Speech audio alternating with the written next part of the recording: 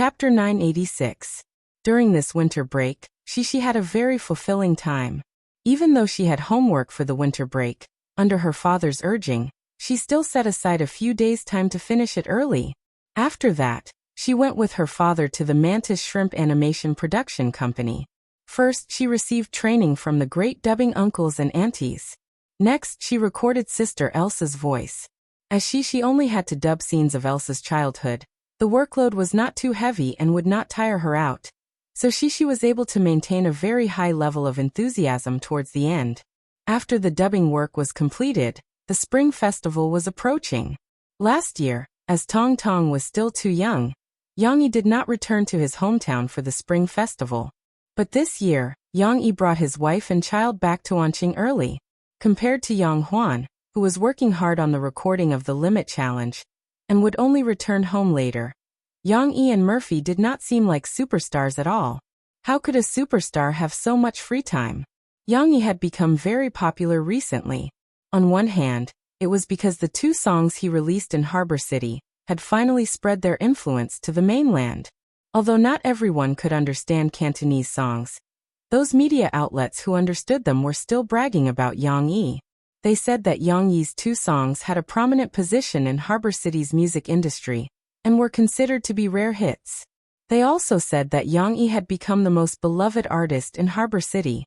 A lot of people were crying and begging for Yang Yi to go to Harbor City to develop his career. Of course, there was some bragging involved in all of this.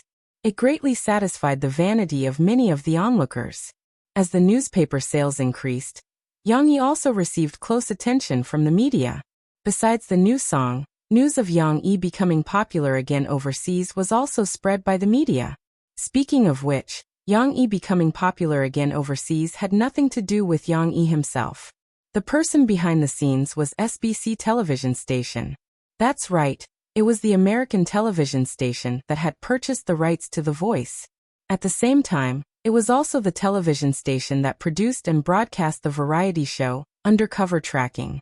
Last summer, when Yang Yi bumped into the cast of Undercover Tracking in the United States, the footage from that episode was broadcasted recently. SBC TV purposely covered it up tightly. Knowing that the audience had discovered a surprise in the show, they made a special program to introduce the cameraman's unintentional recording of Yang Yi's romantic singing of Nothing's Wrong With You. Yang Yi had already asked Wilson to arrange for this song to be released in the United States. Last year, it even topped the charts for several weeks. However, the audience still couldn't help but be moved by Yang Yi, who was playing and singing this song in the square. What could be more romantic than singing such a song for your wife in a crowd? Other than being moved, when the audience calculated the time, they were surprised to discover that this unintentional recording by the cameraman was actually the first time this song was released to the public. Of course, in the later part of the program, Yang Yi cleverly arranged for Jermaine and Hill to avoid being tracked by the hunters. This also made the audience exclaim in admiration. After all, when SBC later produced a decryption program, they even solemnly informed the audience that Yang Yi had indeed participated in the program without knowing about it. Luckily at that time, Yang was not famous yet. Later on, when we contacted him, he did not intend to ask for an appearance fee from us. Otherwise, our program budget would have been greatly increased. The host said humorously. Of course, with the cooperation between Yang Yi and SBC on The Voice, Yang Yi would not go against SBC over such a small matter. Here, it should be mentioned that the first batch of overseas copyright for The Voice was only bought by SBC in the United States, and an Australian television station with Chinese connections. Yang Yi made a small profit from this and believed that if this program became popular in the United States and Australia, the copyright would continue to be sold to other countries. Because of SBC's help, news of Yang Yi becoming popular in the United States was also reported by the domestic media. They proudly expressed that the American people were all amazed and felt that Yang Yi was a genius producer. In terms of news popularity, Murphy was not inferior to Yang Yi at all. After all, Yang Yi's popularity was due to his reputation, while Murphy's popularity was due to the many accolades her record, Words of Desire, had received. After New Year's Day, the media kept reporting that Murphy or her songs had been nominated or won some awards. It could really be said that Murphy had received too many awards. Even though she had never attended any award ceremonies before, with such heaven-defying results, it was impossible for the organizers not to award the award to Mo Xiaowan, who had come to collect it on her behalf. Something worth mentioning was that Murphy's name was not included in the Spring Festival Gala's program list that was recently exposed by the media. The Spring Festival Gala's production team was scolded badly by the netizens. A Chinese music superstar like Murphy was not even qualified to be invited to the Spring Festival Gala? Actually, the Spring Festival Gala's production team was really wronged. They had taken the blame for Murphy, who said that they did not invite Murphy. The Spring Festival Gala's executive director had personally called to invite Murphy to the Spring Festival Gala in mid-December last year. However, Murphy did not agree and politely declined the other party's invitation. On New Year's Eve, she had to accompany Yang Yi back to his hometown. That was much more important than participating in the Spring Festival Gala. Moreover, what could be happier than being with your family on such an important holiday? After Murphy's promotional period for her new album ended, her workload also decreased sharply. She might not even have a single announcement in a week. Fans who were always paying attention to Murphy's movements also complained. Can you two not be so lazy? You're not participating in commercial performances, programs, or Spring Festival Gala. Are you still celebrities? She did not look like a celebrity at all. Fans even said that Yang Huan looked more like a celebrity than they did. Speaking of Yang Huan, this was also the year that Yang Huan broke out. After Drawing Sword was released, Yang Huan's fans at micro-broadcasting soared again. After Drawing Sword was broadcast, it became the most popular TV series. People all over the country, regardless of gender or age, waited to watch Li Yunlong on Central TV every night. Shen Wanyi's performance as Li Yunlong was recognized by the audience. He had indeed portrayed the vulgar, witty, and brave General Li Yunlong in their hearts. However, the other actors also acted well. Among them was Yang Xiuqin, played by Yang Huan. Although Yang Huan did not live for more than a few episodes in the series, and was only a supporting actress, she portrayed Xiuqin's simplicity, sincerity, and straightforwardness to the fullest. When the episode where Xiuqin sacrificed herself with the enemy on the city wall was broadcasted, many viewers who already knew that Xiuqin was going to die could not help but shed tears. The next day, the media gave Yang Huan a high evaluation for her performance. Yang Huan is not acting as Xiuqin. She is Xiuqin. The report analyzed Yang Huan's rural background and pointed out the similarities between Yang Huan and Xiuqin. Furthermore, through Yang Huan's performance in the Limit Challenge, they analyzed Yang Huan's personality and pointed out that there were many similarities between Yang Huan and Xiuqin. It was no wonder that Yang Huan could bring Xiuqin to life. In the report, the reporter also mentioned something interesting. Back then, Yang Huan went to the audition without telling Yang Yi. The famous director, Chen Fengchen, did not even know that Yang Huan was Yang Yi's sister. However, after seeing Yang Huan's performance, Chen Fengchen felt as if he had seen the real Xiuqin, and decided to give the role to Yang Huan on the spot. At that time, no one believed Chen Fengchen's words at the press conference. Everyone thought that Yang Huan had gotten in through the back door. Now, it seemed that Chen Fengchen had a good eye for talent. The winter vacation passed by quickly. Xi and her parents returned from their hometown for the Spring Festival. Their holiday balance was running low. Chapter 987. Papa, my piggy bank is full. It can't fit any more. On the morning of the second day after they returned from their hometown, Xi ran downstairs. While she was still on the stairs, the little girl's energetic voice could be heard in the living room. This was the first thing Xi did after she came back. She put her New Year's money into her piggy bank. In the past years, Murphy would rob the little girl of her money and only leave a few dozen yuan for Xi. Although Murphy did not spend Xi's money, she would deposit it into a separate bank account for Xi. However, this year was different. Xi, who was already 6.5 years old, had a little self-awareness. Although she was still very dependent on her parents, the little girl had begun to consciously separate her money and her things clearly. Therefore, when she was in her hometown, when Mo Fei said that she wanted to take away her New Year's money, she refused to give it to her mother. You're still young. It's not safe to carry so much money with you. What if you lose it? Murphy tried to scare her. Or, what if the big bad wolf hears that you have so much money and steals your money on the way? She was not that stupid. She giggled and said, the big bad wolf won't steal money. It will only eat people. However, what her mother said made sense. She was also worried that she would lose so much money. Last year, the uncles in the village made a lot of money because the road was repaired. The red packets they gave to Shishi and Tong Tong were much thicker. After all, they were the children of Yang Yi, who had done them a great favor. Of course, Yang Yi would only give their children more New Year's money.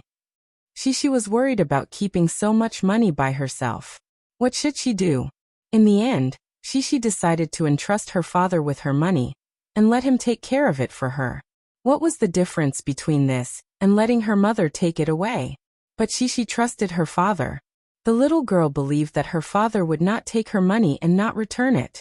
Her father did not let her down.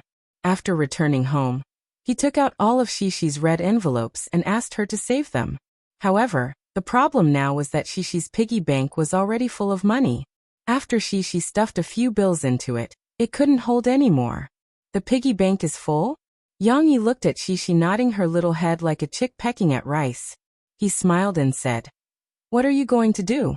Daddy will buy you another piggy bank? Or do you want me to take all the money out and deposit it in the bank for you? There were already 3 piggy banks in Cece's room. They were all the pocket money she had saved up. Why do you want to deposit money in the bank? The little girl couldn't sit still. She propped her 2 little arms on the sofa and swung back and forth like a swing. She held back her energy and asked her father curiously. Because if you leave the money at home, it will still be the same amount no matter how many years pass. If you deposit it in the bank will give you interest. If you deposit it for a long time, when you withdraw it in the future, it will be much more than if you leave it at home. Yang Yi smiled and said to Shishi, although it wasn't a very good idea to deposit money in the bank, it was indeed the most suitable way for children to manage their finances at this stage. Will it increase? Shishi couldn't help but stop what she was doing. She looked at her father with her mouth open in surprise. Yang Yi simply took the large whiteboard that he usually used to teach Shishi at home. He calculated on it for Shishi. Using intuitive numbers, he demonstrated to the little girl how much extra money she would receive after 3 years of deposit of 1,000 yuan in the bank. It just so happened that this was also a small mathematics lesson for Shishi. 3 years of fixed deposit and withdrawal, the bank will give 75% interest. This sentence means that for 100 yuan, we can get 75% interest every year. Then if we have 1,000 yuan, how much interest will we get every year? Yang Yi asked with a smile. Shishi had just learned the law of multiplication and division in mathematics and hadn't learned how to use it flexibly. Therefore, the little girl blinked her beautiful long eyelashes and whispered, 1,000 yuan, 1,000 yuan. However, she still couldn't understand. Isn't 1,000 yuan equivalent to 100 yuan bills? Yang Yi drew the image of a 100 yuan bill on the whiteboard with a few strokes and then wrote X10 next to it. Shishi nodded her little head hurriedly. This was more intuitive, so she immediately understood. Then 1,000 yuan, the interest for a year is 75 x 10, which is 50 yuan. Is that right?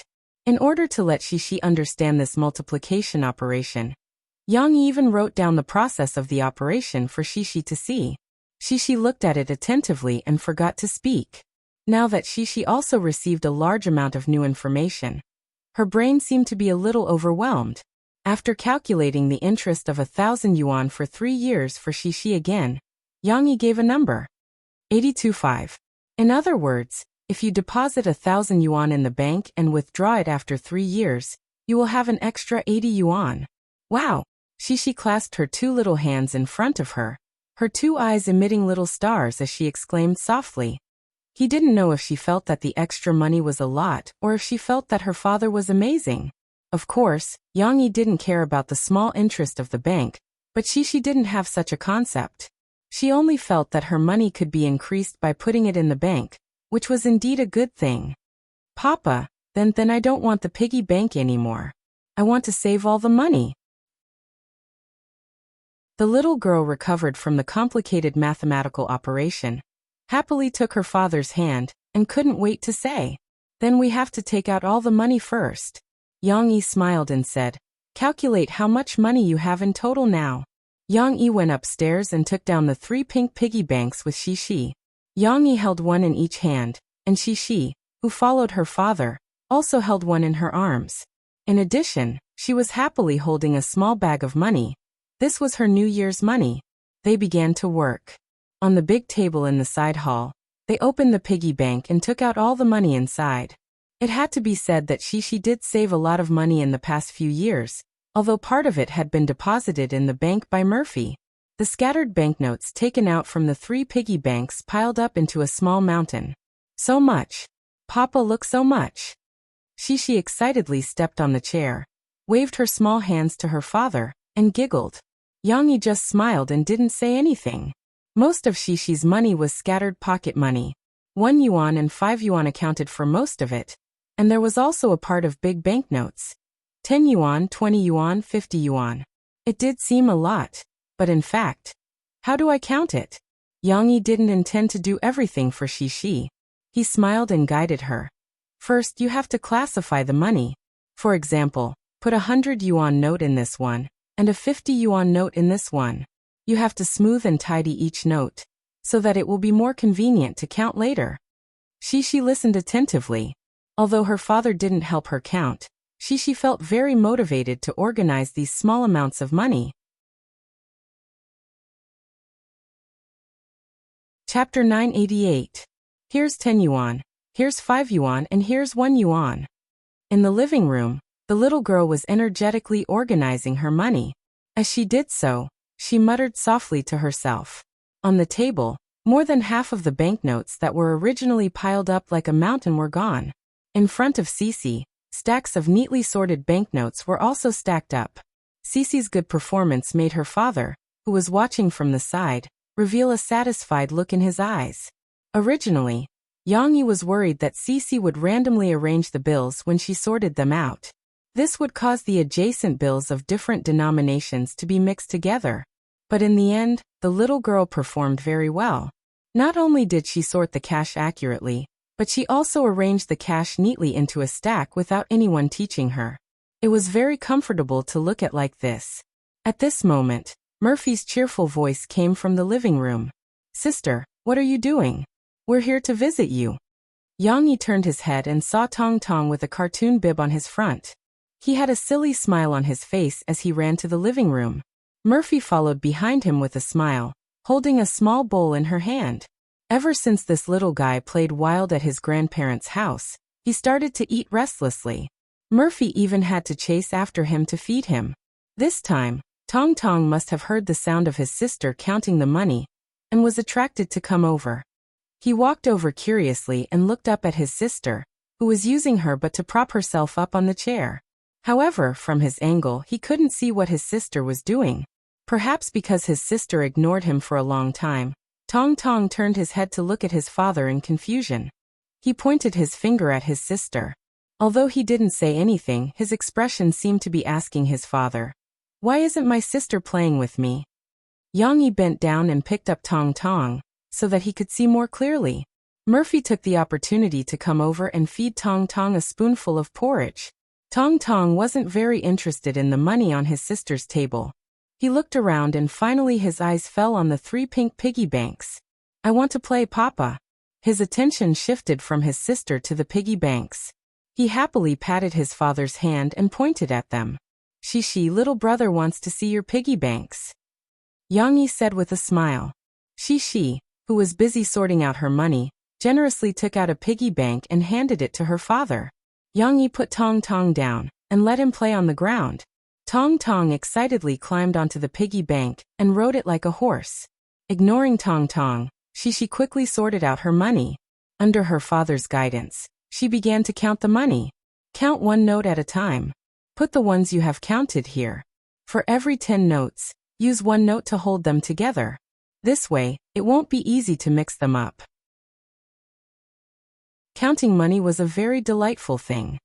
He saw the little girl counting very seriously, but there was always a cheerful smile on her little face. Her beautiful big eyes were smiling like crescent moons. In the end, she sorted out the amount of money to be 11,861 yuan. How could there be so much money? Didn't it look like there wasn't much money? It was true. Shishi's pocket money and the change her mother gave her every year for the New Year's money added up to about 2,000 to 3,000 yuan. However, Shishi's small bag contained this year's New Year's money. There were a lot of 100 yuan notes.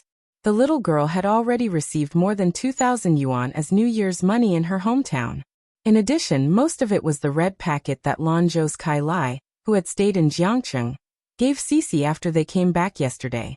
The red packet was filled with 6,666 yuan. However, the total amount was a little awkward. $11,861. It was not a round number. I'm still short of 139 yuan to get 12,000 yuan. Yang Yi said with a smile. He was originally going to say that he would use his own money to make up for Shishi's shortfall. However, Shishi listened to her father's calculation and her big eyes turned. She glanced at Tong Tong, who was having a hard time with her piggy bank, and a happy smile appeared on her face. Papa, little brother also has a lot of red packets. Let's take little brother's money. The little girl pointed at Tong Tong and said in a clear voice. Tong Tong's money was saved in the end. Although Shishi's money could be increased to a bigger round number after taking Tong Tong's red packet, Yang Yi still stopped Shishi from reaching out her evil little hand to her little brother. He used his own money to let Shishi collect 12,000 yuan. Since there was nothing else to do today, Yang Yi took Shishi to the bank to deposit money. They received a number and waited in the lobby. Shishi felt that all of this was very new to her. Her father had never taken her to the bank before. After all, Yang Yi was a rich man. When did he need to go to the bank personally to deposit money? The little girl sat in the lobby of the bank and looked around excitedly. How old is your daughter? An old lady sitting next to her asked Yang Yi with a smile. She was very fond of Shishi's clever and cute appearance. Most of the people lining up at the counter in the bank were middle-aged and old people, or company salespeople who were there to do business. The old lady next to Yang Yi was holding a passbook in her hand. She was probably not there to withdraw money, but to collect money. Nowadays, young people basically didn't do business at the counter. They thought that it was too troublesome to line up. They either used ATM or directly used online banking, which was popularized by the Sahara Online Mall in recent years. However, the old people didn't accept new things so easily. They were more willing to do business at the counter according to the rules. Even if they wanted to withdraw 100 or 200 yuan, they still had to line up and watch the teller work for them. This way, they would feel more at ease. Yang Yi smiled at the old lady and said, "She is over 6 years old this year." "Oh, I have a grandson who is a little older than her, but not so tall. He is 8 years old this year, and is in the 2nd grade. The old lady chatted with Yang Yi. Soon, it was Yang Yi's turn to do business. Yang Yi and Shishi said goodbye to the old lady and came to the counter. She is the one doing business. Today, I will take her to deposit the New Year's money she has saved in the past few years into the bank. Yang Yi smiled and said to the teller behind the glass window. He let Shishi sit on the high chair and stood beside her. No problem. Hello, little girl. The teller smiled and greeted Shishi. The little girl shyly grabbed the counter, sat on the high chair, and moved her little butt. She didn't know how to respond. She had never talked to others through the glass. Come, this is your bank card. In the past, your mother also put your money in it. You put it in so that Auntie can get it from inside. Yang Yi took out a bank card and handed it to Shishi. You can't call me Auntie, call me sister. The teller didn't recognize Yang Yi, but she still cared about the name and quickly said with a smile. This time, Shishi finally saw the source of the sound. It came from a small black box stuck on the glass. Sister, this is for you. Shishi followed her father's instructions and put the bank card in the groove and said sweetly, Little girl, you want to save money, right? The teller took the card and said with a smile, You can bring the money first. We will count the money first, and then you can deposit the money. But we have already counted it at home, she said with some puzzlement. It's like this, little girl. We also have to count it again. You can check the final number with your own calculation and see if we are right, the teller patiently explained. The teller had seen a lot of these children who were brought here by their parents to save money, although they didn't save much money, and some of them only saved dozens or hundreds of yuan. And it might even be a pile of change, which was simply a burden to them. But the bank still asked the teller to be gentle and patient. After all, leaving a good impression on these children is also to cultivate future customers for the bank.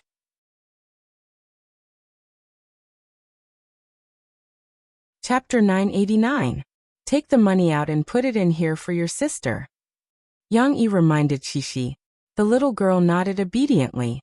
She turned her small backpack around, unzipped it, and took out a thick stack of change. At home, her father had helped her tie up the different amounts of money with a rubber band. This way, it wouldn't be easy for the money to fall apart in her backpack. Don't ask why Yang Yi let Shishi carry so much money in her small backpack. In fact, there was no hidden danger. How could Yang Yi not consider these problems?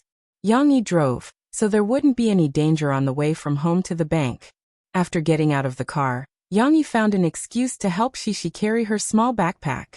He didn't pass the backpack to Shishi until they got a number, and sat in the bank to wait. When the counter staff saw Cici try to put the big bundle of change into the groove, a light of understanding flashed in her eyes. Although she still had a smile on her face and didn't show it, she still sighed in her heart. Sure enough.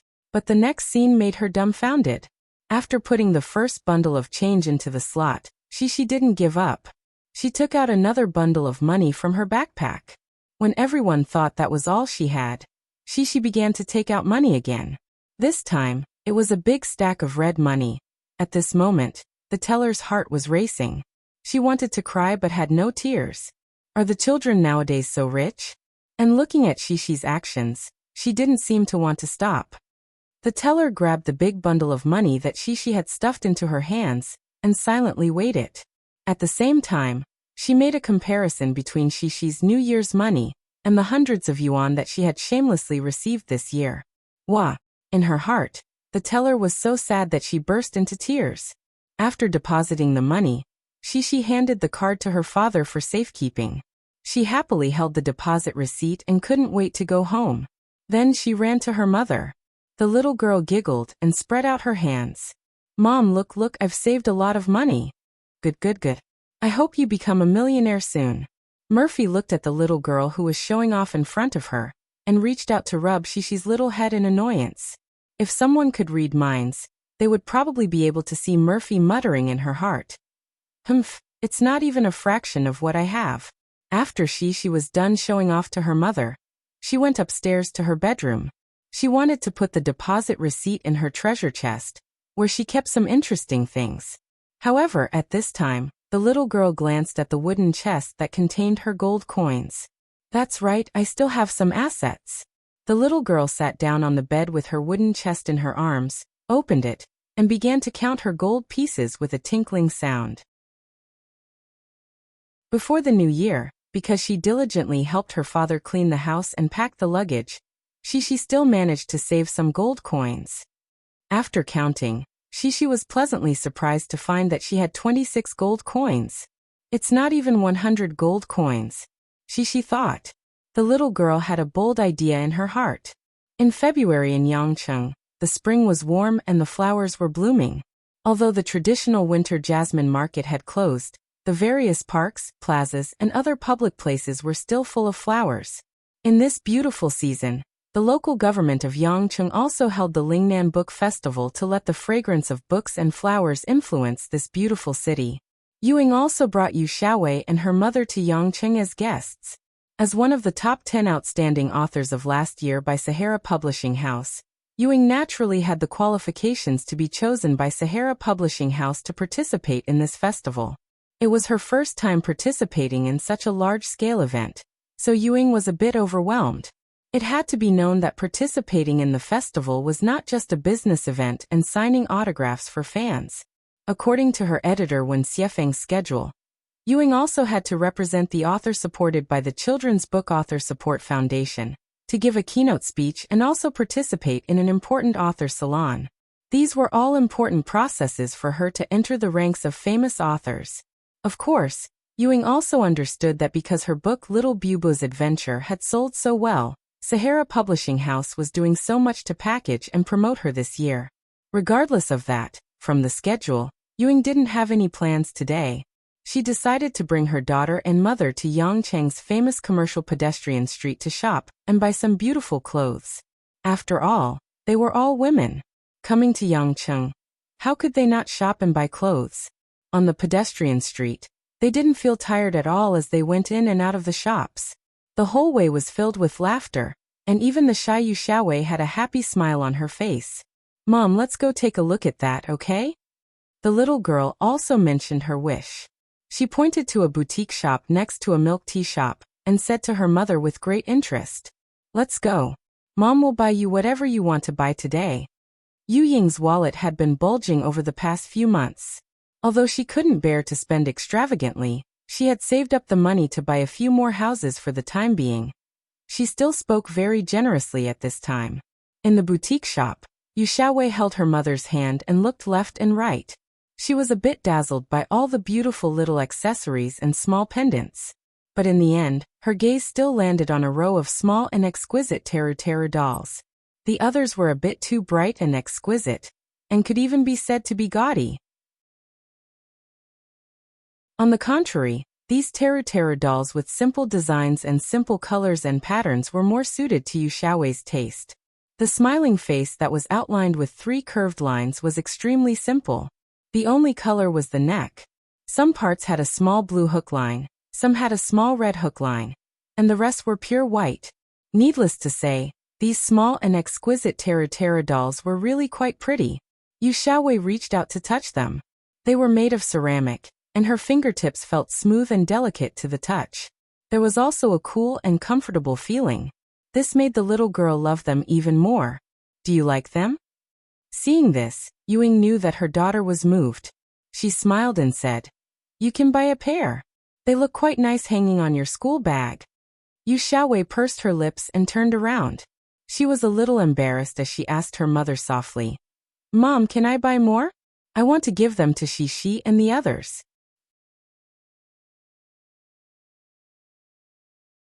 Chapter 990. After the Spring Festival holiday, Phoebe Studio announced Murphy's nationwide concert tour to the public. This plan would last until the end of the year, which meant that there would be a total of 18 concerts throughout the year. Unlike the time when Murphy was in Tianmei Entertainment, this time Murphy's solo concerts were arranged in 18 different cities. Moreover, the locations of the cities were more evenly distributed. Whether it was the major cities in the east, the central and western cities, they were all covered. Even Taiwan and Hong Kong had one concert each. It could be said that it was a nationwide concert tour in the truest sense. However, after this plan was announced, the fans were pleasantly surprised, but they couldn't help but complain. What? Only 18 concerts? That's too little. On average, there would only be one concert every 2 weeks? Other famous singers like Chun Yijie, who was on the same level as Murphy, had 24 concerts this year, and they were already in full swing. Or a famous band group, last year had 27 concerts, and could be called a model worker. Even a male singer who was no longer popular, in a variety show, claimed that he had 32 concerts, even though these concerts might have been put together in some small cities. Murphy's nationwide concert tour. Why are there only 18 concerts? Are you worried that we fans don't have money to buy tickets? With Mo Fei's current popularity, not to mention 18 concerts, even if she held 38 concerts, she would still be able to get a full house. However, Murphy would rather choose a slow-paced concert, and she would rather go against the money. The fans loved and hated this, but they couldn't do anything about it. However, putting aside the low number of concerts, Mo Fei started to hold concerts. This was good news enough to make the fans who were looking forward to it ecstatically. Ever since Murphy released her new album, The First Dream, the fans' calls for her concerts were high. However, in the meantime, Murphy had left her original management company, got married, got pregnant again, and many other complicated matters. So Murphy's concerts had been delayed for more than 2 years. Now that Murphy had finally made a comeback and started holding concerts again, how could the fans not be so excited that they couldn't wait to fork out money to buy all the tickets for Murphy's concerts? Not to mention, MoFay only had 18 concerts, which were pitifully few. In addition to announcing Murphy's concert information, Phoebe Studios' official microbroadcasting also released a link to purchase tickets. Murphy's concert this year would adopt a new form of online ticket sales. Fans could purchase tickets by logging into the Sahara Online Mall's ticketing section. Currently, the tickets for Murphy's concert tour in Jiang City were on sale. Seeing this, many netizens still felt that it was very rare. Online ticket sales? How much advertising did this Sahara Online Mall give Murphy? However, for the time being, the online ticket sales were still limited in the name of testing. Only 2,000 tickets were released every day, and they were only sold to registered users who had completed the complicated questionnaire test, to put an end to scalpers. Even so, these 2,000 tickets were still sold out in less than a few minutes every day. After all, it was a new thing. The entertainment media also discussed the feasibility of selling concert tickets online with great interest. Murphy's concert also became one of the hottest topics recently. A few days in advance, after Yang Yi went to Huijia Primary School to register Shishi, the new semester was about to begin. However, in the last few days of the winter vacation, Yang Yi found that Shishi's behavior was a bit strange. The little girl was very hardworking. Although she would usually help her parents with some household chores in order to save up gold coins to exchange for dolls, the little girl was even more enthusiastic than before these few days. She even had the intention to work eagerly. Just like today when Murphy and Yang Yi were discussing what kind of flowers to plant in the flower bed this year, Shishi heard them. She was even happier than her mother. She quickly ran to the shoe cabinet and took out her beautiful water boots. "Mama, let me help you plant the flowers." Cece beamed with joy as she put on her water boots and ran over to her mother and said politely. Although Yang Yi and the others hadn't bought the flower plants back yet, they couldn't resist Shishi's enthusiasm. In the end, Yang Yi decided to take her to the yard to weed and loosen the soil. Murphy couldn't stay idle. She also put on her farming clothes and brought Tong Tong to join in the fun. Wearing gloves, she and Yang Yi were talking and laughing as they plucked the old flower stalks that were more laborious. Cece, on the other hand, followed behind and helped to pick up the dead branches and leaves that her parents had plucked up and put them into the garbage bin. Tong Tong was holding a toy shovel and wobbling behind his sister. He liked to play with mud and sand. When he saw his sister squatting down, he also bent down and used the shovel to dig up the soil. However, Tong Tong was still small and weak. After a while, he couldn't dig up a big piece of soil. Instead, he couldn't stand steadily and sat down in the flower bed. Yang Yi and Murphy both noticed Tong Tong's movement and wanted to pick him up. However, they didn't expect that the little guy, who had just sat down, would react quickly. He pressed his two little hands on the soil and got up. "So dirty." Tong Tong turned his head and looked at his little butt. He anxiously used his chubby little hands to pat away the grass and dirt on his pants. However, his hands were already dirty, so the more he patted, the dirtier his pants became. "Eee!" The little guy cried out in disgust. Murphy and Yang Yi looked at the little guy's clumsy appearance and laughed unkindly. "Haha. Okay, stop patting. Let's play first. Mommy will give you a bath later, and then you can change your clothes." Murphy smiled and tugged at Tong Tong's hand as she persuaded him. Housework was still very interesting. Although Shishi wasn't as funny as Tong Tong, she was still very energetic. She was an energetic little girl, and her bright smile gave everyone a lot of positive energy. "Cece, push this basket of trash into the trash can at the back of our yard and dump it," Yang Yi instructed. "Okay."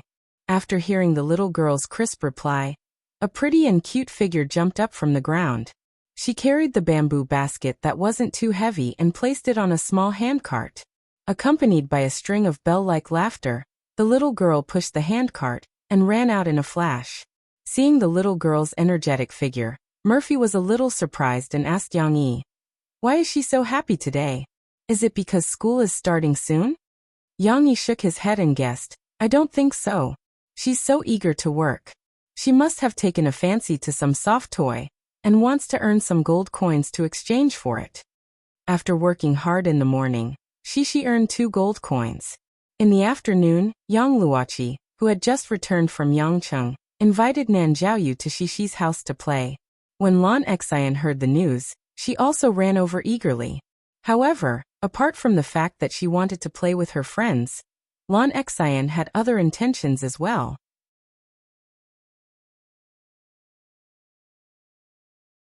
Chapter 991.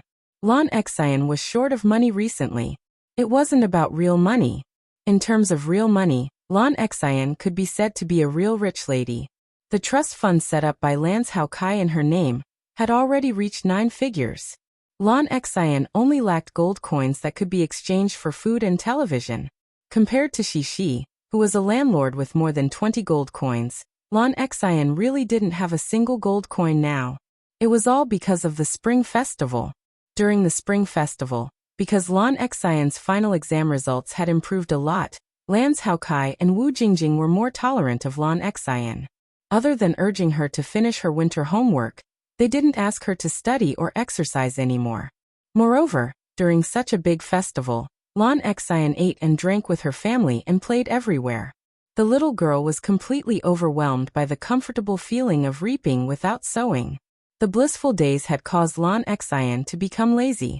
When Wu Jingjing felt that something was wrong and urged her to exercise and study, Lan Xian would jest and change the topic abruptly, or act shamelessly and refuse to exercise.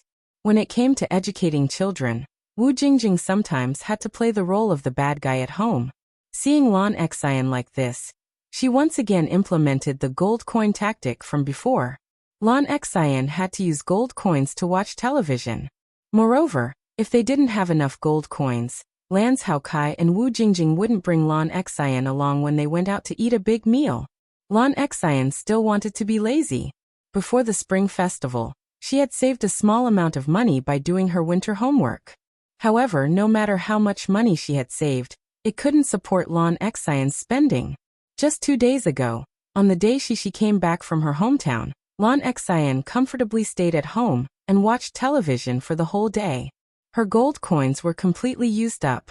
Without gold coins, although Lan Xian didn't have to worry about the crisis of food shortage for the time being, she couldn't watch television. She didn't like to read, so Lan Xian could only feel bored at home. Yesterday was really a torturous day. Today, Lan Xian's nimble little brain remembered the experience of watching television at Shishi's house. She was overjoyed and sneaked over to Shishi's house to play. Today, Yang Luoqi and Nan Jiaoyu also came to play with Shi. Lan Xian could also freeload some delicious snacks that Yang Yi had prepared for the children. Shishi didn't know what her little friend was thinking. She was happily showing off the new things that she had learned to Yang Luoqi and Nan Jiaoyu. On the floor of the side hall, Shishi brought over a lot of equipment. There were large plastic cups, small plastic cups, a big bottle of mineral water, and even her mother's electronic scale and a broken red brick.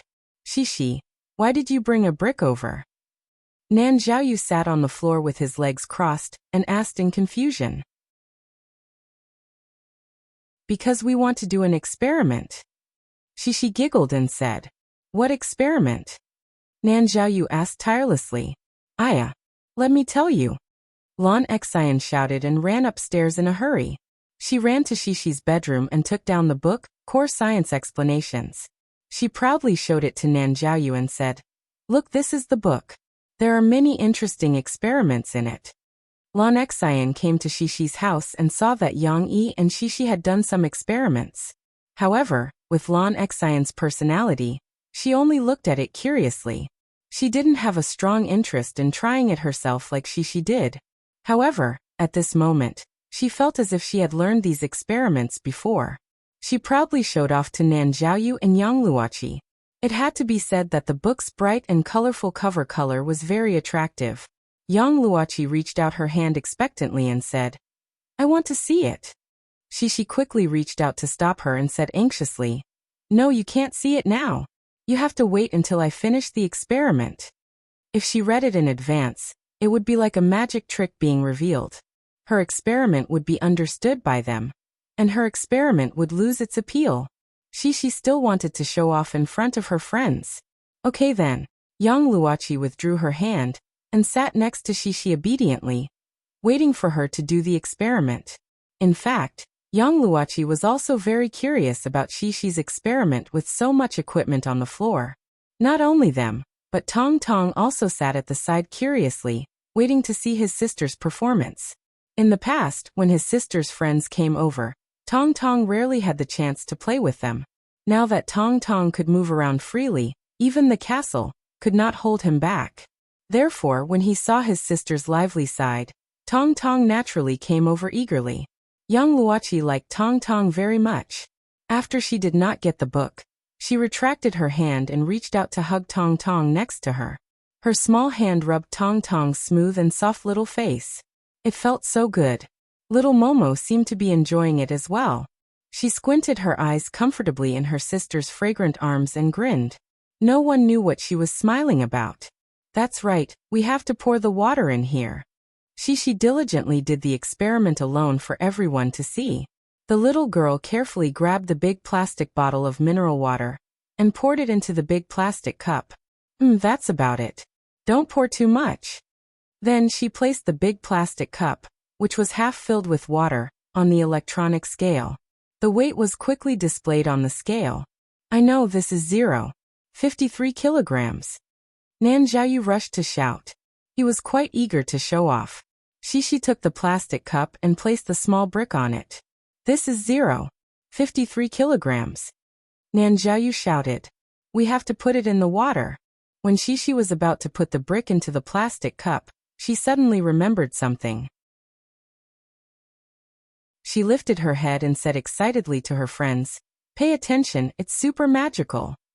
At this moment, even Lan Xian poked her head over curiously. She carefully put the brick into the plastic cup.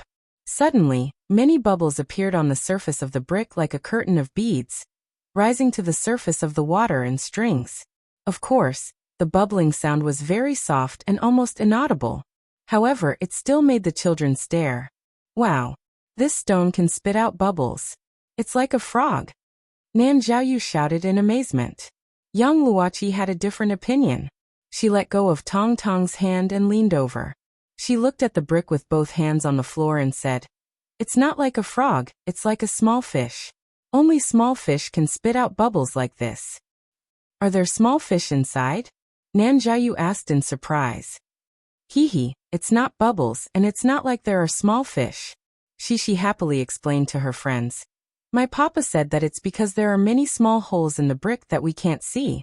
It will suck in water, and then the air inside will escape. That's why there are small bubbles." "I see." Young Luochi listened to Sisi's explanation and looked at this little brick that could spit bubbles with amazement along with the other little friends. Of course, at this time, a small head popped out from beside young Luochi. She turned around and saw Tong Tong, who was about to join in the fun. When Tong Tong saw that he had been discovered, he immediately looked at his sister and grinned. "Oh, Shishi, your little brother is so cute." Young Luochi was amused by Tong Tong.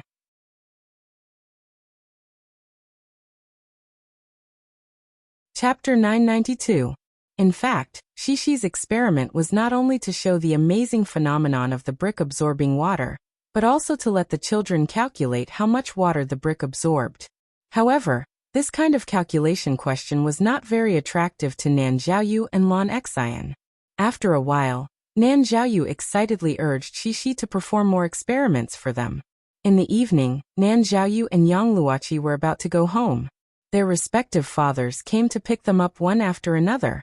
Yang Luochi was a little late, and Yang Guo only rushed over after class.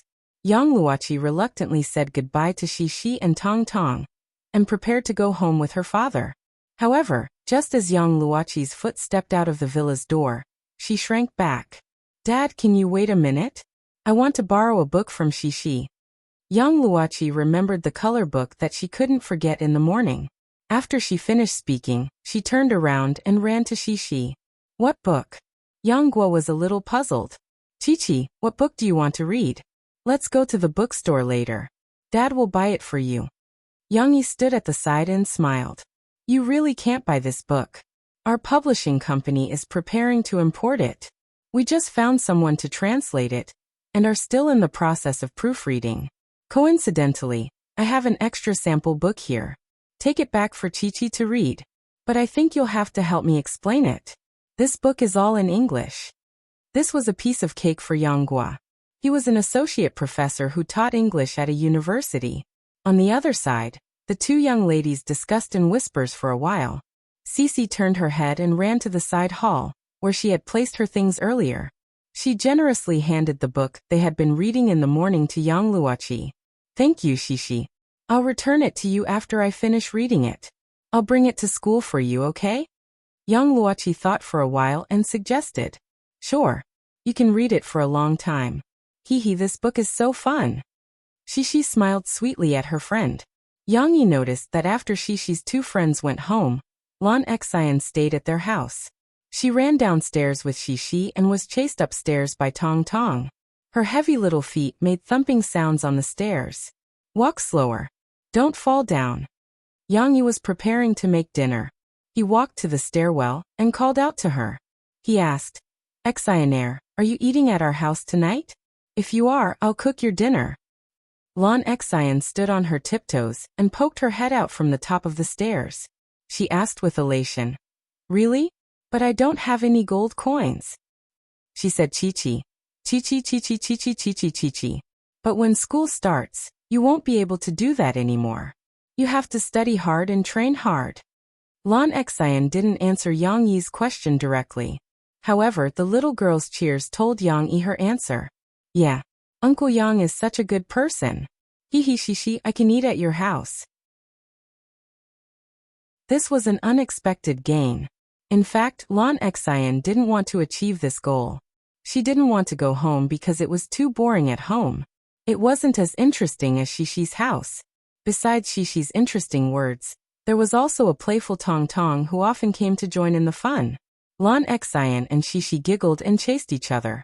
They ran into Shishi's room, closed the door, and jumped onto the bed together. Tong Tong didn't know what made them laugh so happily. Shishi was laughing so hard that she was leaning forward and backward. She hugged the quilt and rolled into a ball. After playing for a while, Lan Xian suggested excitedly, Shishi, let's go watch TV. This might be her ultimate goal. She couldn't watch TV at home, but she could come to Shishi's house to watch TV.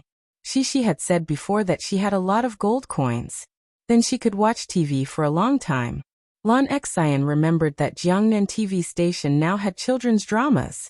After dinner, they could continue to watch TV. At that time, the Central Children's Channel would play cartoons that she and Shishi liked to watch. However, when Shishi heard that she wanted to watch TV, she quickly waved her hand and shook her head. No, Xianair, I can't watch TV now. Why? Lan Xian asked in confusion. Because I have to save it. When I save 100 gold coins, I'll ask my papa to help me deposit it in the bank, Shishi said longingly. Lan Xian was still confused. Deposit it in the bank? Shishi was happy to explain this to her little friend.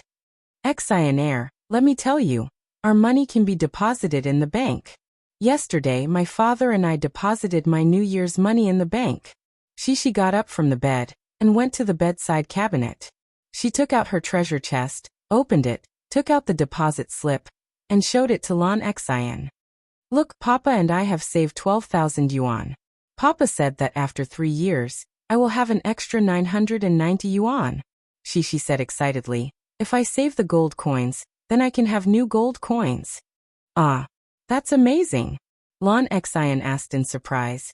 If you have 100 gold coins, how many new gold coins can you have? Shishi counted with her fingers. Last time, her father gave her an example of how much interest she could get from 100 yuan. It seemed to be more than 2 yuan. 2. Shishi thought that the decimal point was too complicated, so she simply gave a rounded answer. 2. Lan Xian's eyes lit up and said excitedly, If I have 100 gold coins, I don't have to exercise, right? I have 2 gold coins. Ha! Shishi tilted her little head and thought. She felt that something was wrong. But Shishi couldn't figure out the key point. Lan Xian seemed to regard annual income as daily income. Well, it should be. Shishi nodded her little head hesitantly. Then I need to save money too. I just need 200 gold coins. Lan Xian seemed to have a sudden increase in IQ. She proudly counted with her fingers and counted for Shi. Then I can have 4 gold coins. Then, I can watch TV and eat at your house. But 200 gold coins is very difficult. Shi pouted her little mouth and said, I'm tired today. I helped Papa pull the grass and only earned 2 gold coins. No, I want to earn 200 gold coins. Lan Xian was full of motivation and shouted excitedly. The little girl felt that if she was willing to invest now, she could lie down and eat in the future. Shi, I can tell your father that in the future, I will help my father pull the grass and do work. Can he ask my mother to give me gold coins? Lan Xian took Shi's hand and asked expectantly. I don't know. Shi always felt that something was wrong, but she couldn't figure it out, so she could only say in a daze, Let's ask your father. Lan Xian didn't want to be lazy at this moment, so she took Shi downstairs in a race against time. Well, let's ask my papa. My papa knows. Shi also frowned and followed behind her little friend. She still felt that something was wrong, but she couldn't figure out what was wrong. Asking her father was the best way. Her father was omnipotent and omniscient. After a while, Yang Yi's cry sounded in the kitchen. My God, who told you that gold coins can be deposited in the bank?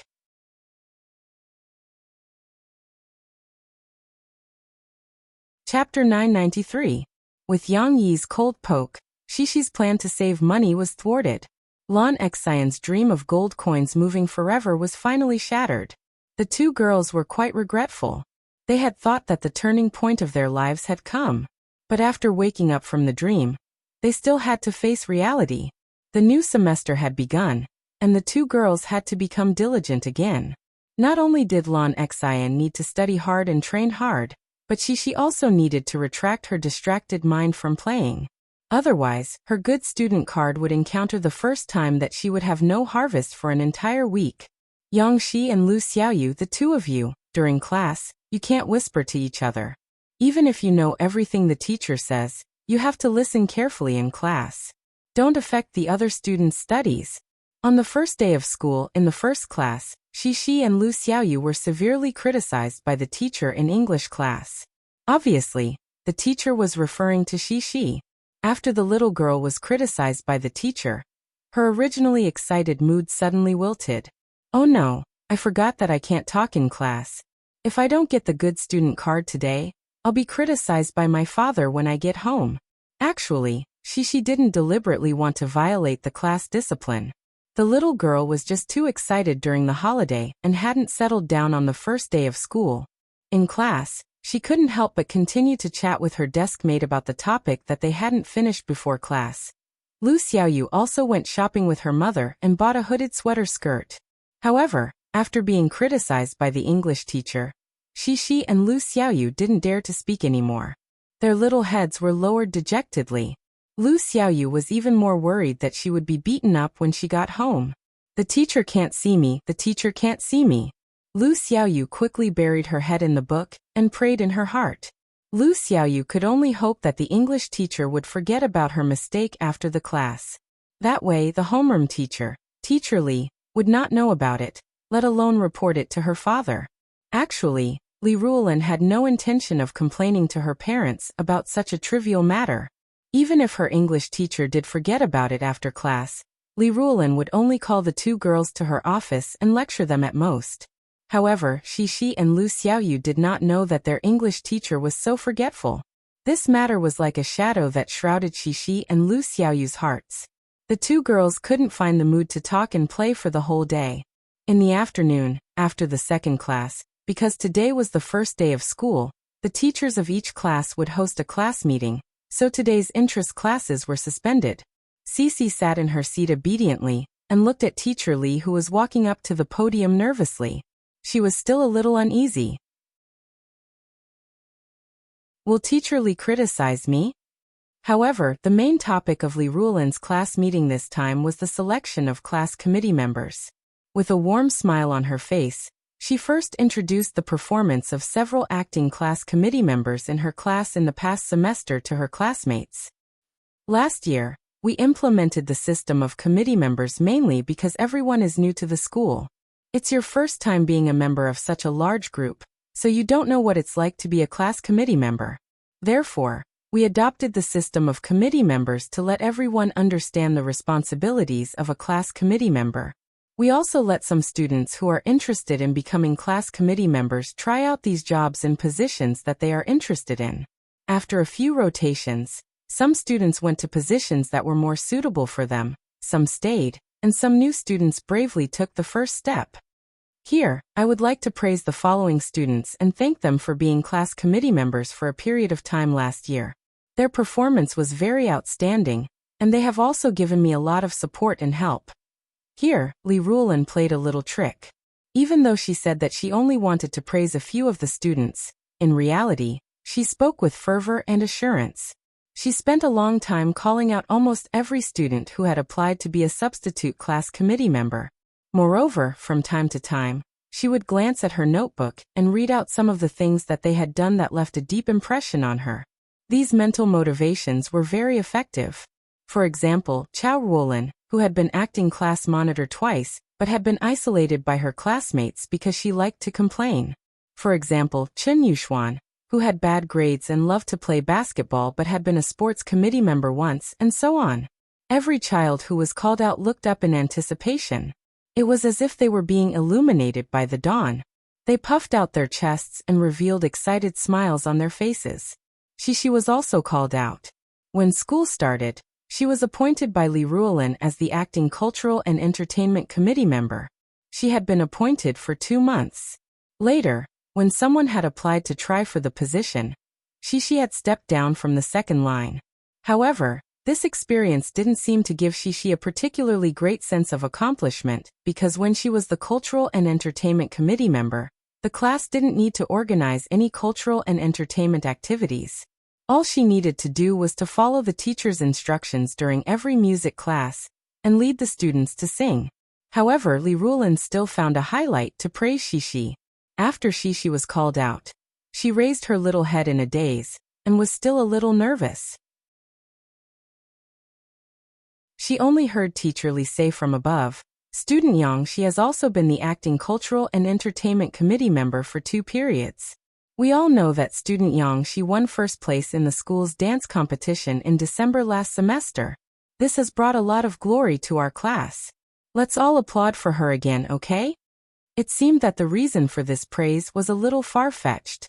However, Shishi relied on her good popularity in the class and still received a very warm applause. Shishi was a little flattered and opened her little mouth. Her little face, which was originally a little anxious, now revealed a happy smile. This was a compliment. After Teacher Li praised many students in the class, she finally came to the main topic. From this semester onwards, we will no longer implement the system of acting class committee members, because everyone is already very familiar with it. Therefore, we will use the method of election to elect our class committee for the entire semester. Class monitor, vice class monitor, study committee member, cultural and entertainment committee member. Li Ruolin pointed out every position, other than the section representatives, which were left to the respective teachers to appoint themselves. These positions needed to be chosen through democratic election. Okay, now let's start the first process, which is to elect the class monitor. Students who are interested in being the class monitor, please stand up bravely, come to this podium, and state why you want to be the class monitor. Later, the students will vote for you according to each candidate's statement and usual performance. The one with the highest number of votes will be the class monitor. Of course, students who are not chosen as the class monitor, don't be discouraged. You can continue to work hard. We still have other positions waiting for you. Li Ruolin said with a smile. Before Teacher Li said to start, there were already several activists looking at the podium eagerly, such as Chao Ruolin. She adjusted her glasses, and her eyes were shining with excitement. However, these activists did not include Shishi, Lan Xian, and Lu Xiaoyu. These little girls were just waiting to watch the show with relish. They did not like being the class monitor. They did not like the class monitor because Chao Ruolin liked to snitch.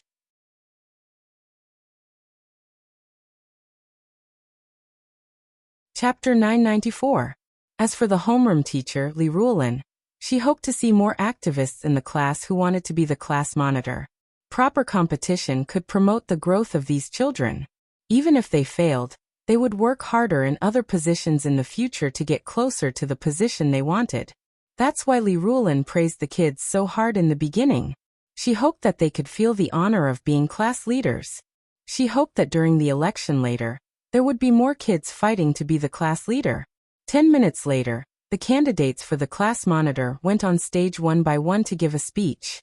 The eager expressions of the children made Teacher Li feel gratified. There were still many children who were willing to participate in the election of the class monitor. Needless to say, super activists like Chao Ruolin were one of them. There were also a few children whose eyes were filled with eagerness that Li Ruolin caught. However, when they raised their hands, they hesitated, worried that they would lose face if they failed to compete. Fortunately, Li Ruolin walked down and encouraged them to go to the podium. The last candidate to give a speech on the podium, Wang Lele, was still very nervous. His voice was stuttering as he said, I want to be the class monitor. It's because my dad wants me to be the class monitor. The candidates just now all had their own subjective wishes, but when it came to Wang Lele, it was actually his parents' instructions. His speech made the children below the stage burst into laughter. A few mischievous children, like Chen Yuxuan, winked at his desk mate and posed as if Wang Lele was nervous. Then the two of them beamed with joy and laughed at Wang Lele on stage. Everyone, please be quiet. We want to give Wang Lele a round of applause because he has the courage to stand on this podium. As a teacher, I also hope that you have the courage to stand on stage. Li Ruolin saw that everyone's laughter made Wang Lele even more embarrassed. He was so embarrassed that he wanted to bury his head in his chest. She had no choice but to come out and maintain order. Something's not right. It seems like there's one person missing. Li Ruolin couldn't help but turn her head to look at the seat in the middle. At the back of the classroom, Shishi was sitting obediently in her seat, watching the students' speeches with great interest. Why isn't she running? Li Ruolin couldn't help but frown. In fact, Li Ruolin had hoped that Shishi would participate in the election. This child was very obedient, and her words and actions were more generous. She also had good grades. In Li Ruolin's heart, she was the best candidate for the class monitor. So, after Wang Lele stated his original intention of becoming the class president, Li Ruolin glanced at Shishi again and raised her voice to ask if anyone else wanted to run for the position of class president. However, Shishi was still watching the show calmly. Just like the other children, she was smiling with her eyes curved, as if she was already out of it. On the other hand, the other candidates were anxious, especially Chao Ruolin, who was the first to give a speech. She looked at the teacher on the stage anxiously for a while, and then looked around at the students in the class. She seemed to be worried that more people would come to compete with her. Fortunately, Shishi was still unmoved by the teacher's words. She didn't even know if the teacher's words were directed at her, or if she was just sitting in her seat and watching curiously. Li Ruolin was at her wit's end.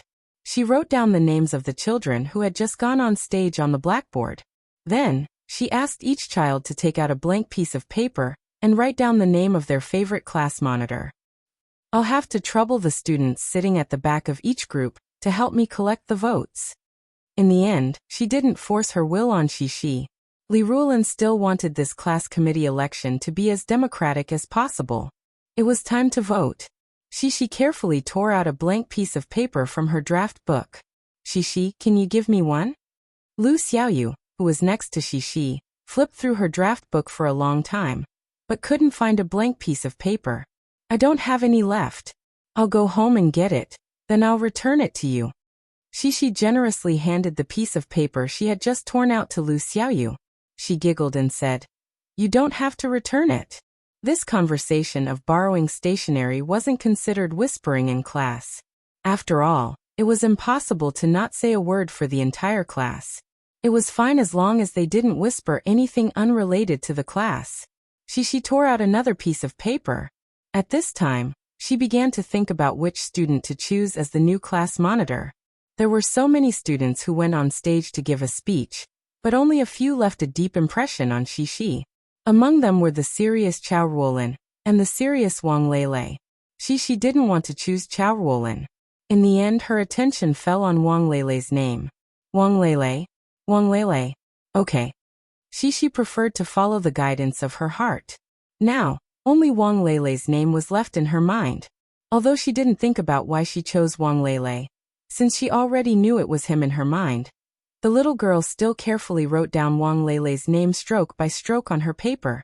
When it came to the counting of votes, she watched with great interest as a classmate counted the votes, while teacher Li Ruolin marked the names of each candidate. Chao Ruolin, Du Yuqian, Jiang Chen. The results of the counting were a bit surprising.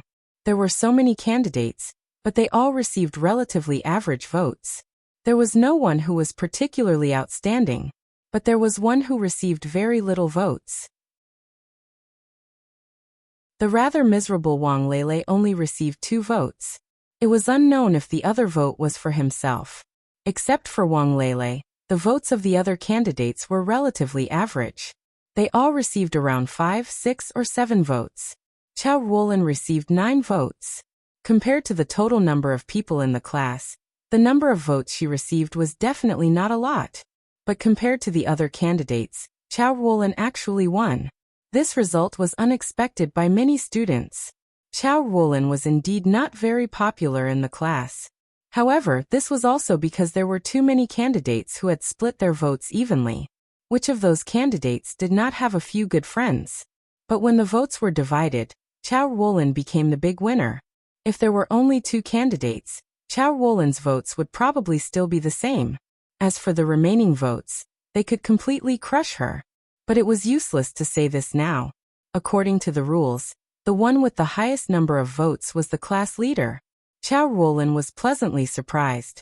She pushed up her glasses and looked at the final results on the blackboard in disbelief. When she saw that she received so few votes, she thought she was done for. She didn't expect to win. Let us congratulate Chao Ruolin for becoming our class leader for this semester. I hope you can continue to work hard in the coming semester, Li Ruolin announced with a smile. Her view of Chao Ruolin was not as extreme as the other children. She felt that Chao Ruolin was very cooperative with the teacher. It was easy to offend people as the class leader. Wasn't this normal? You chose Wang Lele. On the car back, Shi and Lan Xian chatted in the back about the interesting and fresh class leader election. Lan Xian shouted, I chose Du Yuqian. She is my desk mate. Why didn't you choose Du Yuqian? Now Chao Ruolin is the class leader. I don't know. But I think it's very interesting that Wang Lele said that his papa wants him to be the class leader. Shi giggled. So you choose whoever you think is interesting? Yang Yi smiled and added. Yes, papa. Isn't it like this? Shi asked in confusion. Looking at her carefree appearance, it seemed that she really didn't care about the class leader election. It's okay, papa is just saying. Yang Yi smiled. You are the one who voted. You have the right to vote for anyone. Lan Xian ignored this boring class leader. At this moment she proudly said, But Shi, let me tell you, I voted for you, and then I also asked my desk mate to vote for you. Didn't you say that Shi didn't run to be the class leader? Yang Yi listened to their interesting conversation and couldn't help but ask. No, Shi didn't go to be the class leader. She went to be the literature and art committee member. Lan Xian rushed to answer. Shi reached out to hug her father's chair, stretched out her small head, and explained to her father in a somewhat raised voice. Teacher Li said that I can dance and sing, so I can be the literature and art committee member. Then how many votes did you get? Yang Yi asked curiously. I got 57 votes. Shi happily said, Papa, many students voted for me. After all, Shi was popular. Lan Xian pulled Shi and couldn't wait to take credit. Shi, I voted for you the most. Where did the most come from? Didn't everyone have one vote? This Lan Xian. But Shi was in high spirits and didn't think too much. She sweetly pulled Lan Xian and smiled. Thank you Xin air. Then who ran for literature and art committee member with you? Yang Yi heard that his daughter got 57 votes, which meant that most of the students in the class voted for Shi, while her opponent only had a few votes. Yang Yi was very curious, who was so tragic? Wang Lele. Lan Xian and Shishi responded one after another.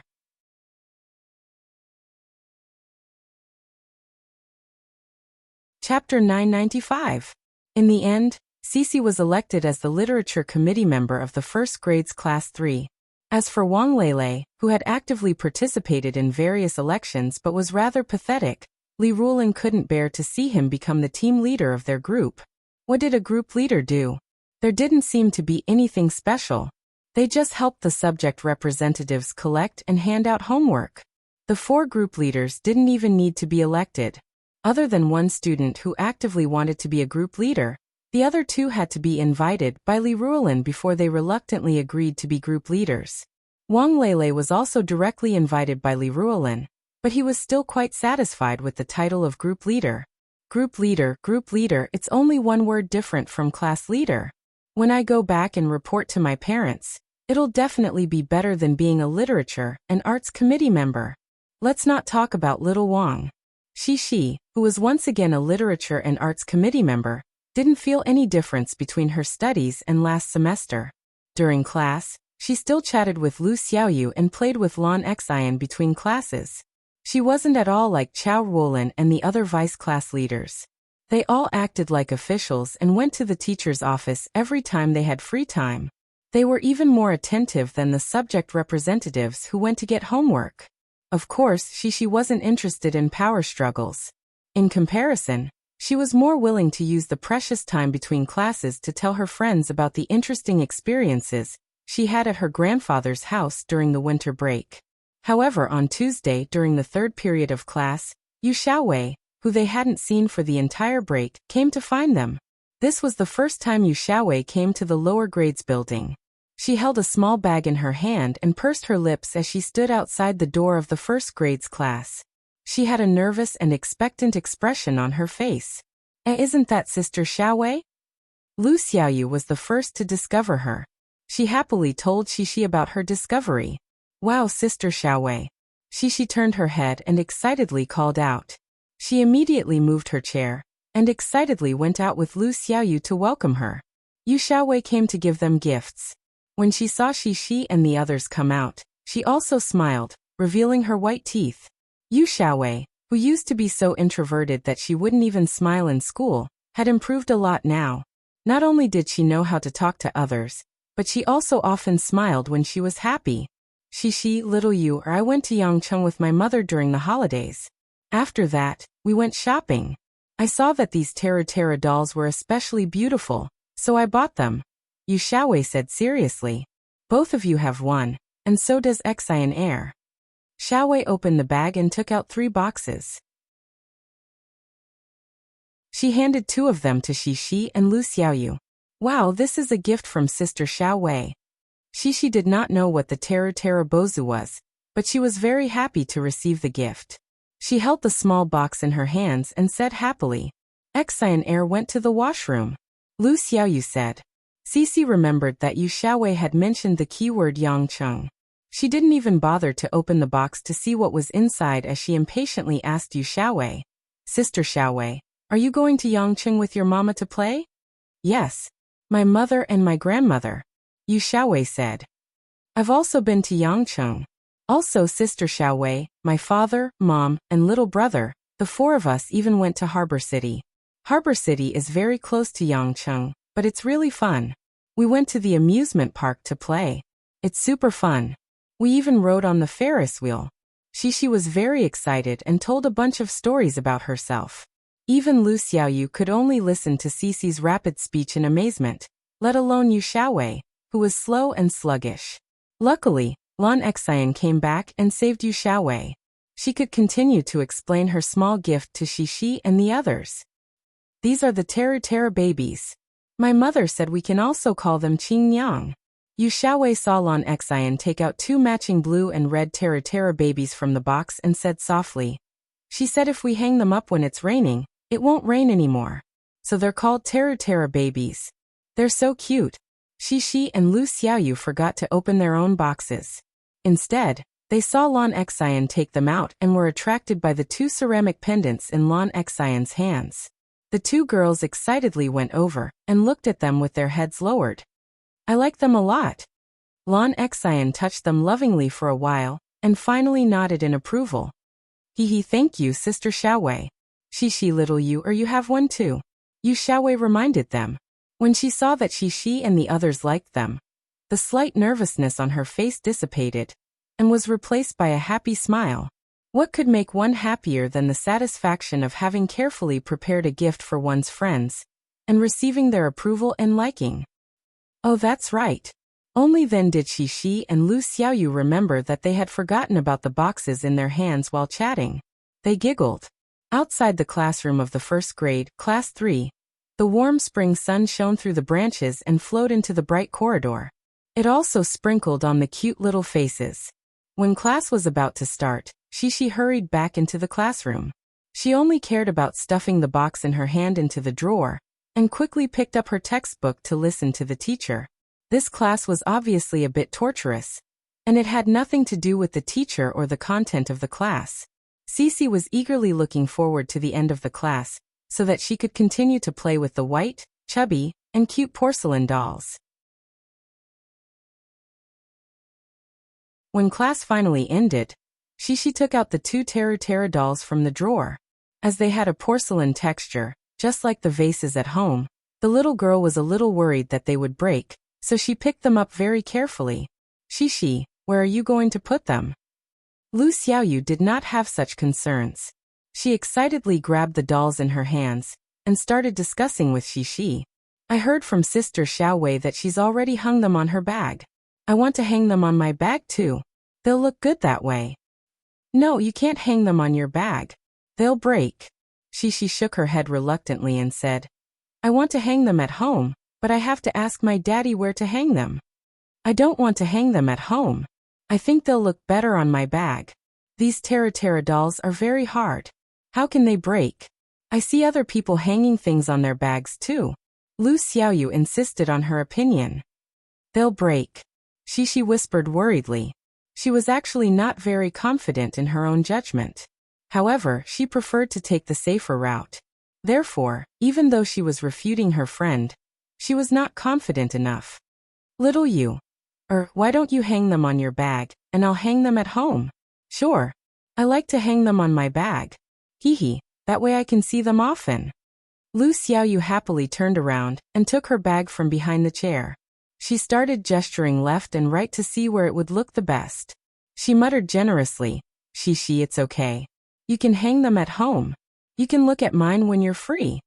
Shishi also enthusiastically helped her friend find the best spot. How about here? There's a button here. Also, I think they'll look good on you when you're carrying your bag.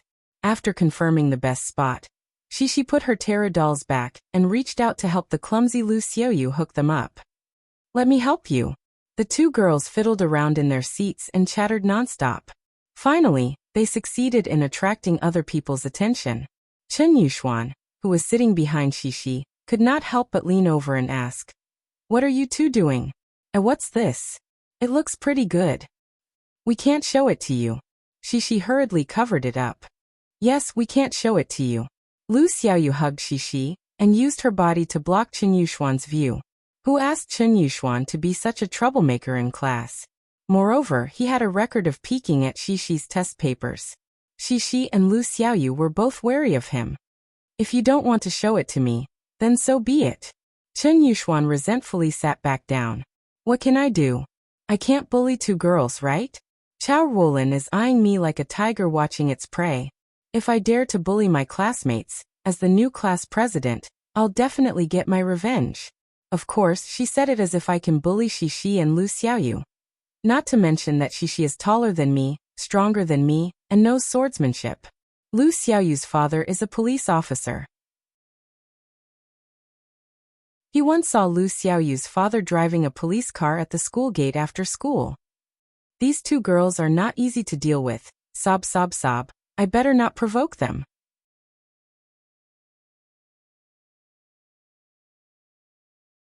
Chapter 996. In February, the second season of the Limit Challenge, which was scheduled to be broadcast on weekends during prime time, began its joyous journey once again. Although the premiere wasn't as amazing as the previous year, and it didn't set a new record, its ratings were still able to rank at the top of the variety shows in the same season. It even reached the top during the second episode. This meant that The Limit Challenge already had a group of very loyal fans. As long as the main 6 members didn't change, and the show didn't have any major problems, its ratings were basically guaranteed. However, in Jiangcheng, the preparation for the new variety show that Jiangnan TV station and China Star Productions had put in a lot of effort to create was basically completed. The program team led by Hong Yumin was nervously and orderly preparing for its first recording. This was probably a big opponent that The Limit Challenge would have to face in the future. Although they were of different genres and were the works of the same boss, at the same time period, in terms of ratings and public opinion, the two shows were bound to have a battle. Today, Yang Yi and Murphy also came to Jiangnan TV station. They were prepared to visit and experience the recording hall that Jiangnan TV station had specially built for their show with a lot of money. Yang Yi didn't expect Jiangnan TV station to be so rich and generous. There was never a lack of reporters waiting outside Jiangnan TV station. Yang Yi's car slowly drove into the courtyard and stopped in the parking lot. When he and Murphy got out of the car, they heard the sound of camera clicking behind them. Yang Yi subconsciously turned his head to look. A few paparazzi were excitedly standing outside the fence holding their cameras and frantically pressing the shutters. Yang Yi was used to this kind of scene by now. His eyes just swept past them, but his expression didn't change at all. Then, Yang Yi locked the car and reached out to gently hug Murphy, who was carrying Tong Tong. The two of them calmly walked in the direction of the TV station building. Hong Yumin came out to greet them.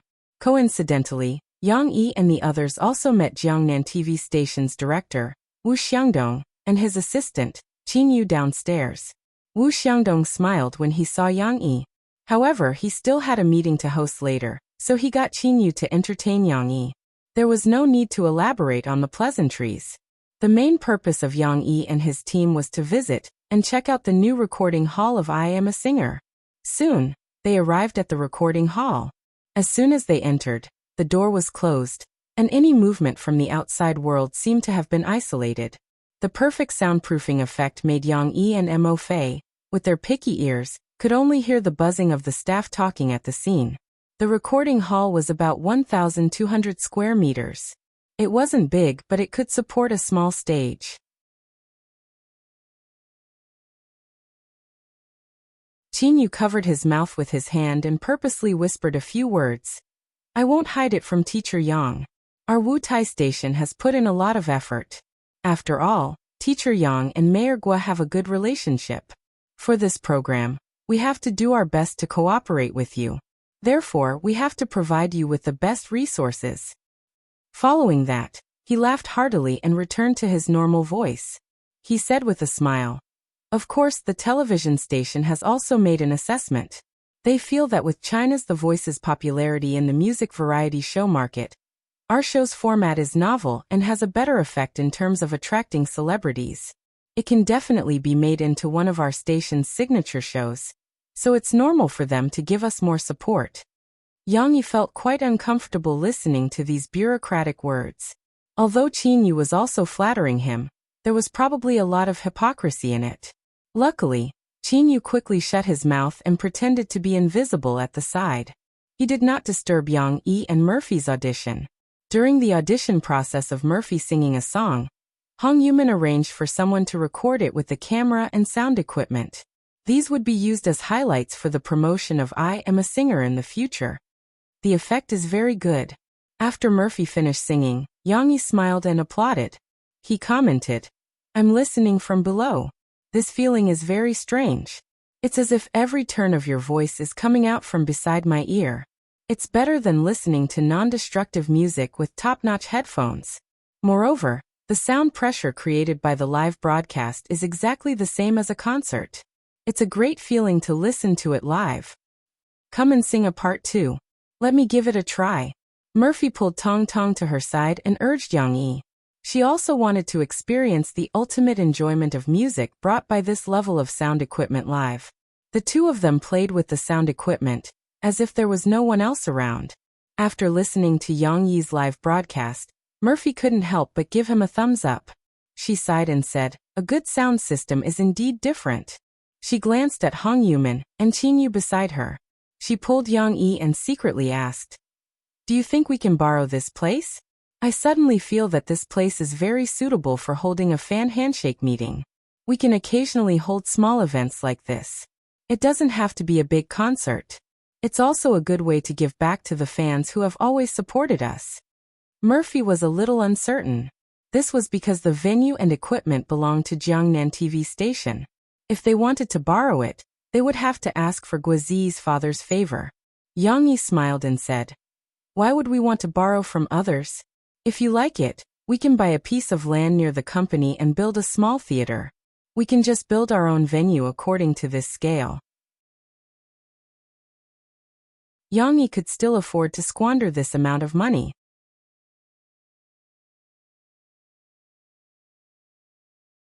Chapter 997.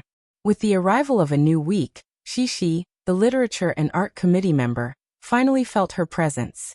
On Monday afternoon, when the second class was about to end, Xi was already ready to pack her bag. She was going to the interest class of kicking shuttlecock later. Don't think that kicking shuttlecock was not a serious sport. There were still many girls who signed up for this interest class. Moreover, Xi was lively and active. She was still very good at this sport that required her to jump around. But at this time, teacher Li Ruolin, who was standing on the podium, closed the textbook and read out a small school competition to them. In order to beautify our campus class and enrich our classroom life, every class needs to actively design and complete the blackboard at the back of the classroom. The layout is required to be beautiful, the writing is standard and neat, and the content is positive. Simply put, it has to be done well. When the time comes, our class's blackboard will also be based on the class. Participate in this blackboard evaluation competition. The top 3 of each grade will be selected, and the school will award the winning class with a certificate. Li Ruolin pointed to the big blackboard at the back of the classroom. Next to it was only a certificate from last year's honor garden. She encouraged, "Students, this is a good opportunity for us to fight for our collective honor. I hope that students with talent in writing and drawing will participate actively and help our organization's publicity committee members to do a good job on our blackboard." Li Ruolin looked at the publicity committee member, Du Yuqian, who was looking at her at a loss. She pondered for a moment and said, "How about this? In our class, this work will be handed over to the publicity committee member, Du Yuqian, and the Literature and Art Committee member, Yang Shi. You will be responsible for organizing and completing our class's blackboard. Do you understand what the teacher means, Du Yuqian, Yang Shi?" She sat below the stage. She was already a little absent-minded. She was looking forward to going to the shuttlecock class as soon as possible. At this moment, when she heard her name being mentioned by the teacher, she regained her senses. Of course, she was also listening just now. Now she still understood what she was going to do. However, the little girl was a little dumbfounded. "Ah, me too." Such a sentence appeared in Shi's mind. However, when the teacher mentioned her and Du Yuqian's names again, the two girls could only nod in confusion. "Okay. Thank you for your hard work, Du Yuqian and Yang Shi. Today's class ends here. Everyone pack up your textbooks and homework and go to your interest class." Li Ruolin smiled and concluded. After class, Li Ruolin was surrounded by a few students who still had questions about the lesson. She tidied up her computer and explained to these students. Then she explained to these students who loved to study and walk to the office. The other students also packed their school bags noisily and ran out of the classroom, shouting excitedly. To them, there was a lot of fun to be had if they went to an interest course. Why would they care about the blackboard competition that the teacher mentioned? Only Shi and Du Yuqian, the two little girls who carried heavy responsibilities on their backs, looked at each other. Du Yuqian threw down her school bag in a daze and scratched her head as she walked to Shi's seat. "Shi, do you know how to do this blackboard bulletin?" Du Yuqian pointed at the big blackboard behind Shi and asked in confusion. Du Yuqian had a good relationship with Shi in class. Although she couldn't compare to Lan Xian and Lu Xiaoyu, and she didn't often play with Shi, because she was usually quite cheerful, She would occasionally play with Shishi. That was why she also called Shishi by her nickname. I don't know either. Shishi shook her little head. Then what should we do?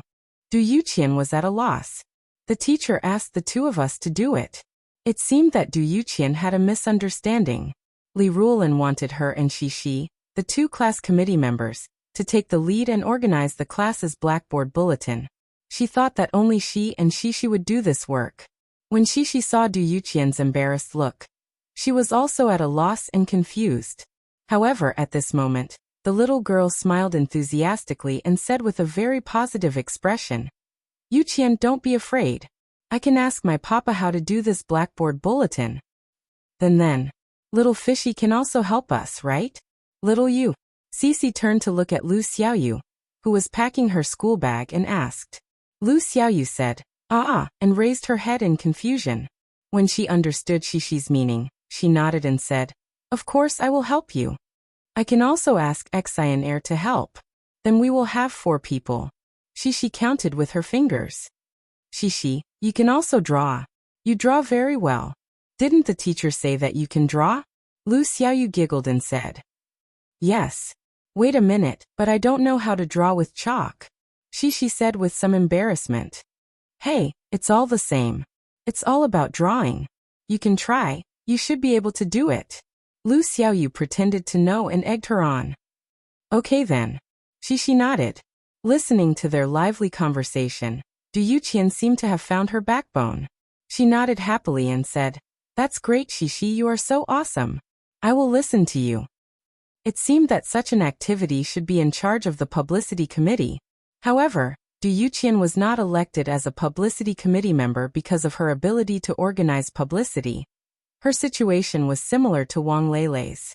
She was also encouraged by her parents to run for the class monitor.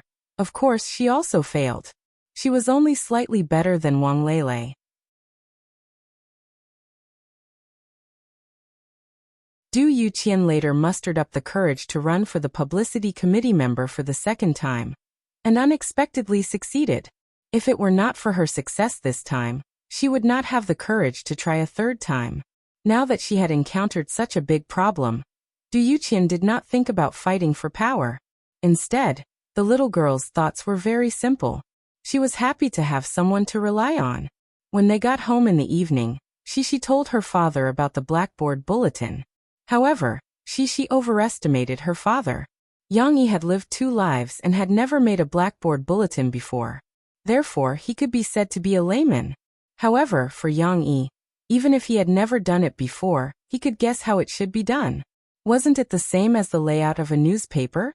It also required a good idea of the space layout, content arrangement, and so on. As long as the principle was clear, everything was very simple. However, Yang Yi did not intend to help Shishi design the blackboard bulletin. He felt that this was a good opportunity for Shishi to practice. Therefore, Yang Yi smiled and said to Shishi, "If you don't know how to make a blackboard bulletin, you can refer to the blackboard bulletins made by the seniors. There must be a blackboard bulletin at the back of their classroom. You can go and see how others do it and how they design it. Then, in addition to looking for Xiaoyu and Xian Air, you can also ask other classmates for help." Yang Yi said, "For example, if you need to write on the blackboard, you can ask classmates who can write well to help. If you need some good articles or poems, you can also arrange for classmates to choose. Distribute the work, and everyone has a small part that they are responsible for. Then wouldn't the blackboard bulletin be easy to complete?" Her father's words gave Shishi a lot of inspiration.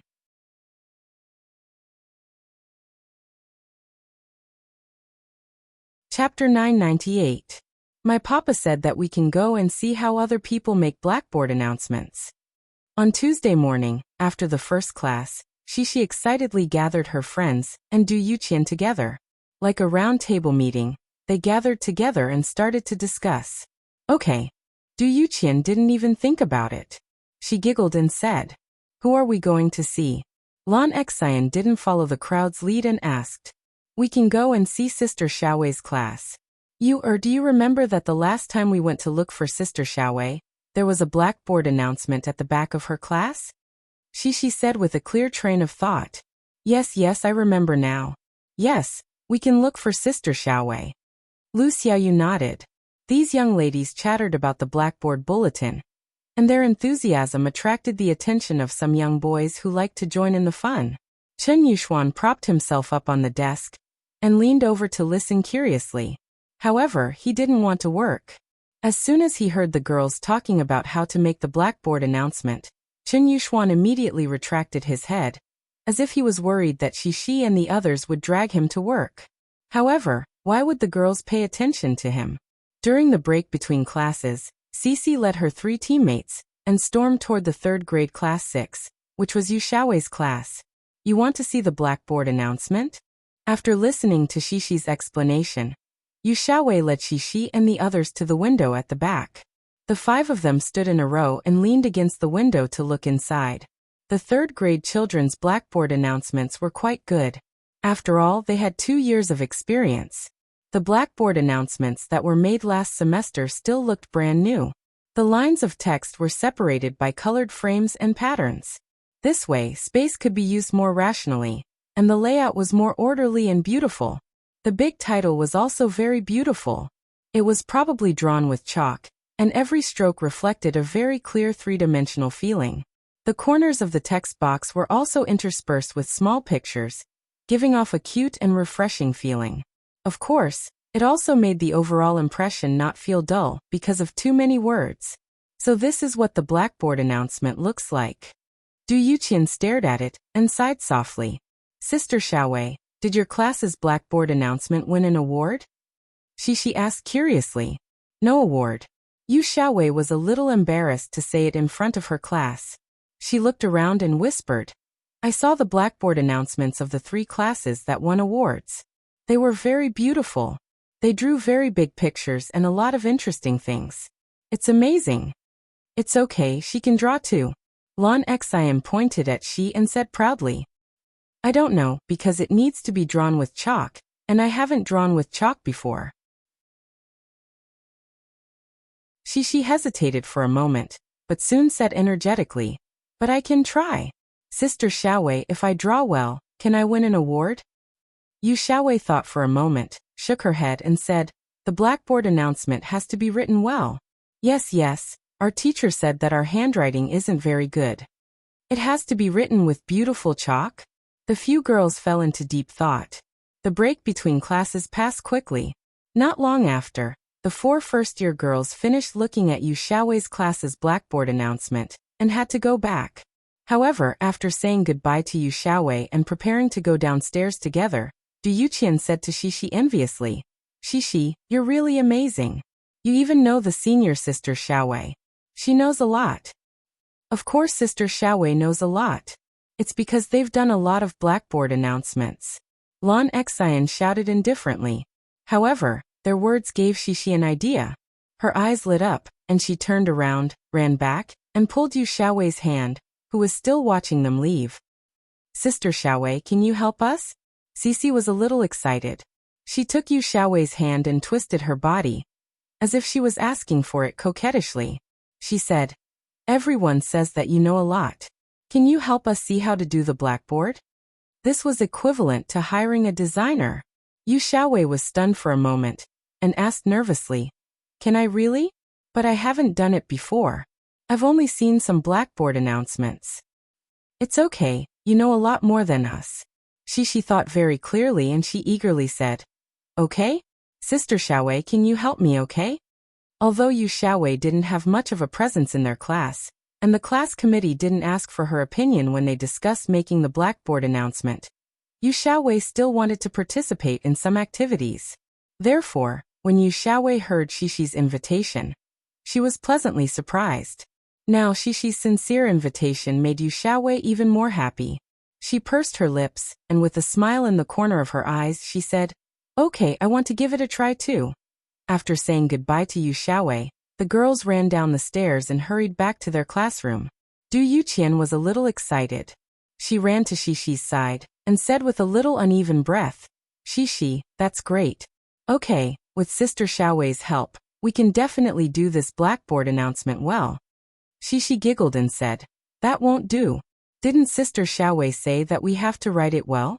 But we don't know how to do it. Right, then what should we do? Du Yuqian was at her wit's end, and could only look at Shishi helplessly. I have a way, Shishi said with certainty. Let me tell you, I have a good friend. His handwriting is super good. My papa said that his papa is a calligrapher. Unfortunately, the class was about to start, and the teacher was about to enter the classroom. Shishi didn't have time to talk to Du Yuqian in detail, and the girls quickly returned to their seats. After school in the morning, Shishi's blackboard announcement team had a new member. Yuqian, this is Nan Zhaoyu. In the cafeteria, Shishi found Du Yuqian, who was eating, and introduced him to her. Nan Zhaoyu is also super good. He can write very beautiful words, and then he can recite poems. He has read a lot of books. Du Yuqian blinked. She was still eating, and her eyes were fixed on Nan Zhaoyu. This made Nan Zhaoyu a little embarrassed, and the young boy's face turned red. Du Yuqian asked curiously, is Nan Zhaoyu also a senior brother? No. Shishi saw that Du Yuqian misunderstood and quickly explained, he is in the 9th class, the same grade as us. Lan Xian and Lu Xiaoyu grabbed each other's hands and laughed. Du Yuqian called Nan Zhaoyu brother. Then will Nan Zhaoyu also help us make the blackboard announcement? Du Yuqian asked worriedly. She felt that they were in the same grade, so why would this boy help their class make the blackboard announcement? Yes. Shishi felt that it was natural, and she took credit. Nan Zhaoyu was invited by me. I will help. Nan Zhaoyu saw Du Yuqian's doubt, and couldn't help but say, because Shishi and I are best friends. Du Yuqian chuckled and said, okay. That's great. We have so many people to make the blackboard announcement. Du Yuqian saw that there were so many people to help, and her confidence also rose. They could definitely do a good job on the blackboard announcement, and maybe, they could even win an award and be praised by the teacher and mother. It was all because she had a good friend, Shishi. This network was too powerful.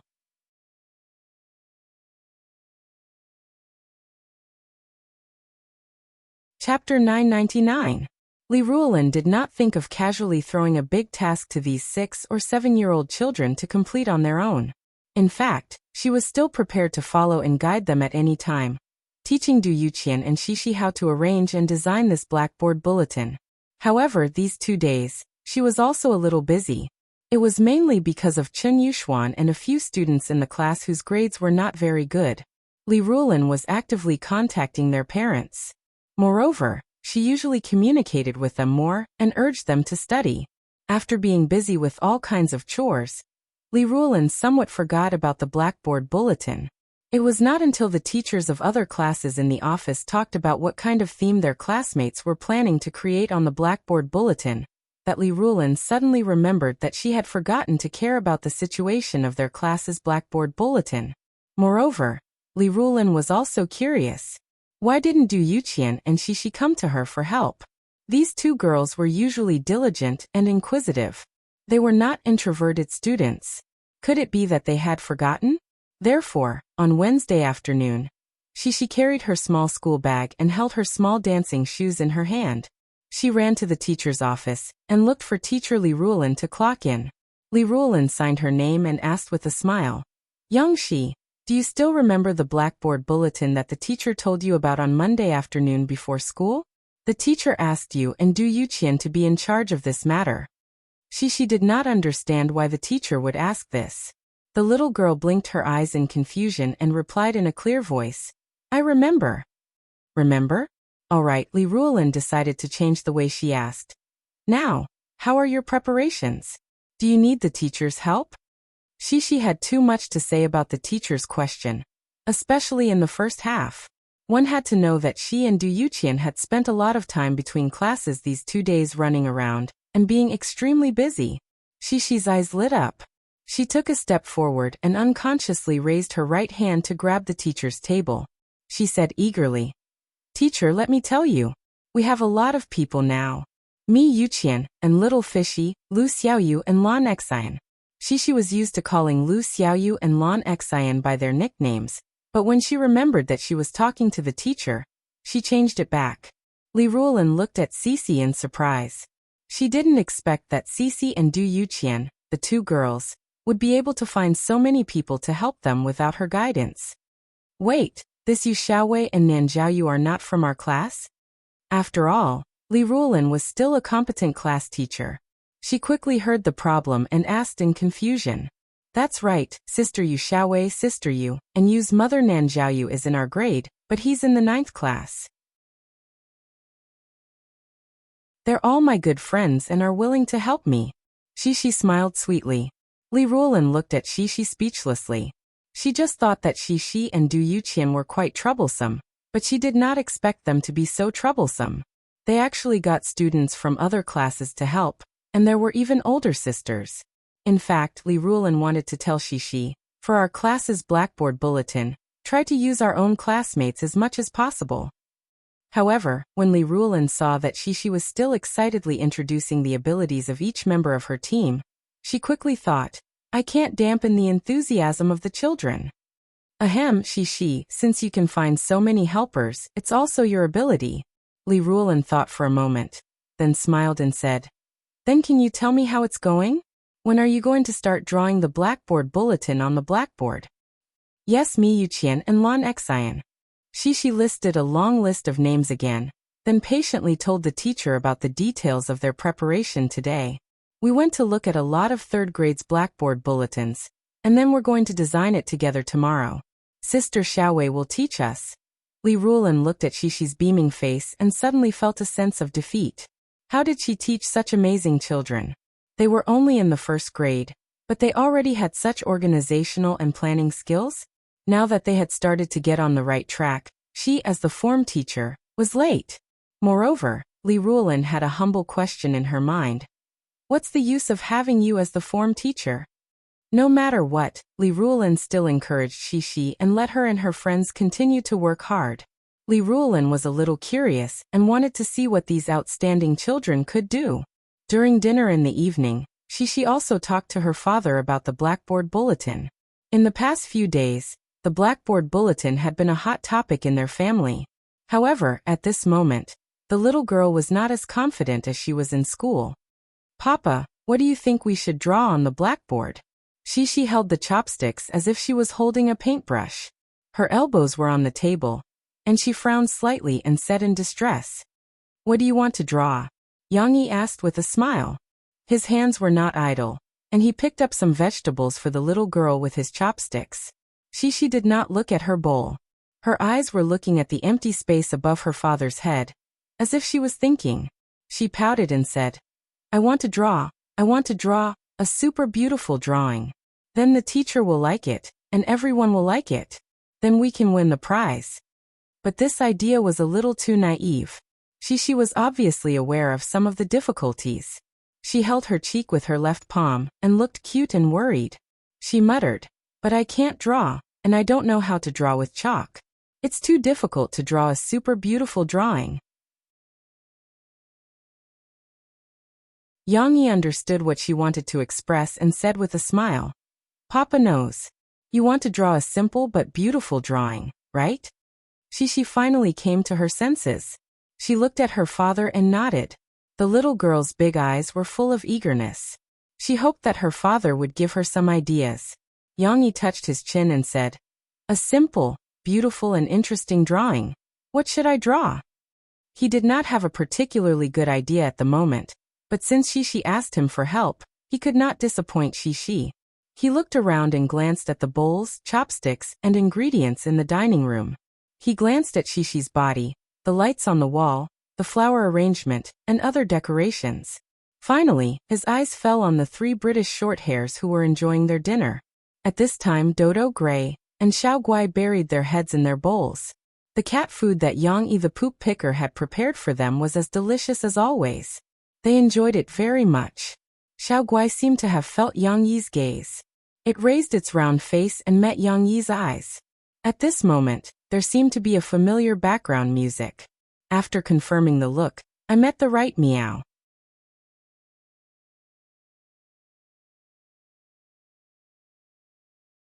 Chapter 1000. Shishi. Do you still have the crayons that I bought for you? Give them to me, and I'll teach you how to draw a cute and good-looking cartoon character. Yang Yi said to Shishi with a smile. She knew that her father had a lot of magical ideas. Okay. She was full of joy. She answered with a crisp voice, put down her chopsticks and ran upstairs. Murphy chased after Tong Tong to feed him again. The little guy was getting more and more difficult to deal with. Not only did he run around, but he also refused to open his mouth after being coaxed for a long time. Murphy was exhausted by him every meal. Murphy came back from the living room with a bowl in her hand. She saw Shishi running upstairs and saw that there was still some food left in Shishi's bowl.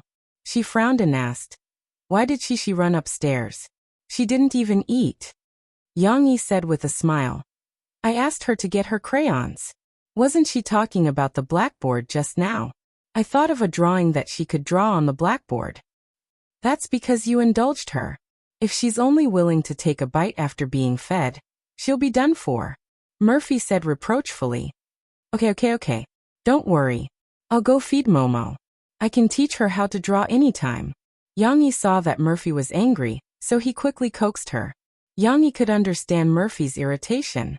Tong Tong was usually well-behaved, but since he started to walk happily, eating became a big problem for him. Not to mention that Murphy would lose her temper. Sometimes Yang Yi would feed him, but he still couldn't finish a bowl of porridge after an hour.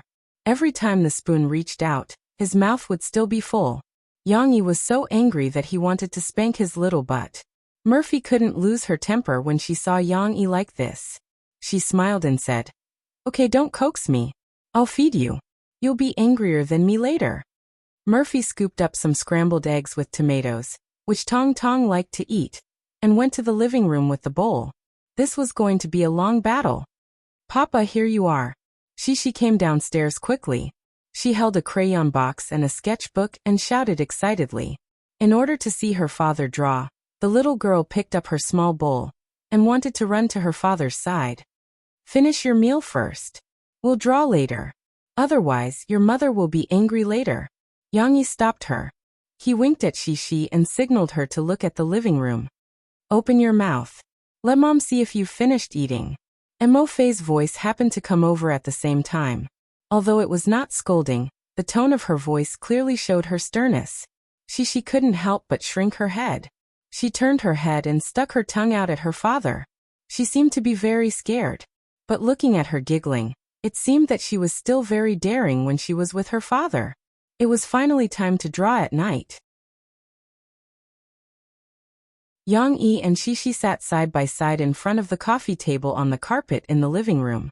Because of the demonstration and teaching, Yang Yi placed the sketchbook on the coffee table so that Shishi could see it clearly. "Let's assume that this is a blackboard.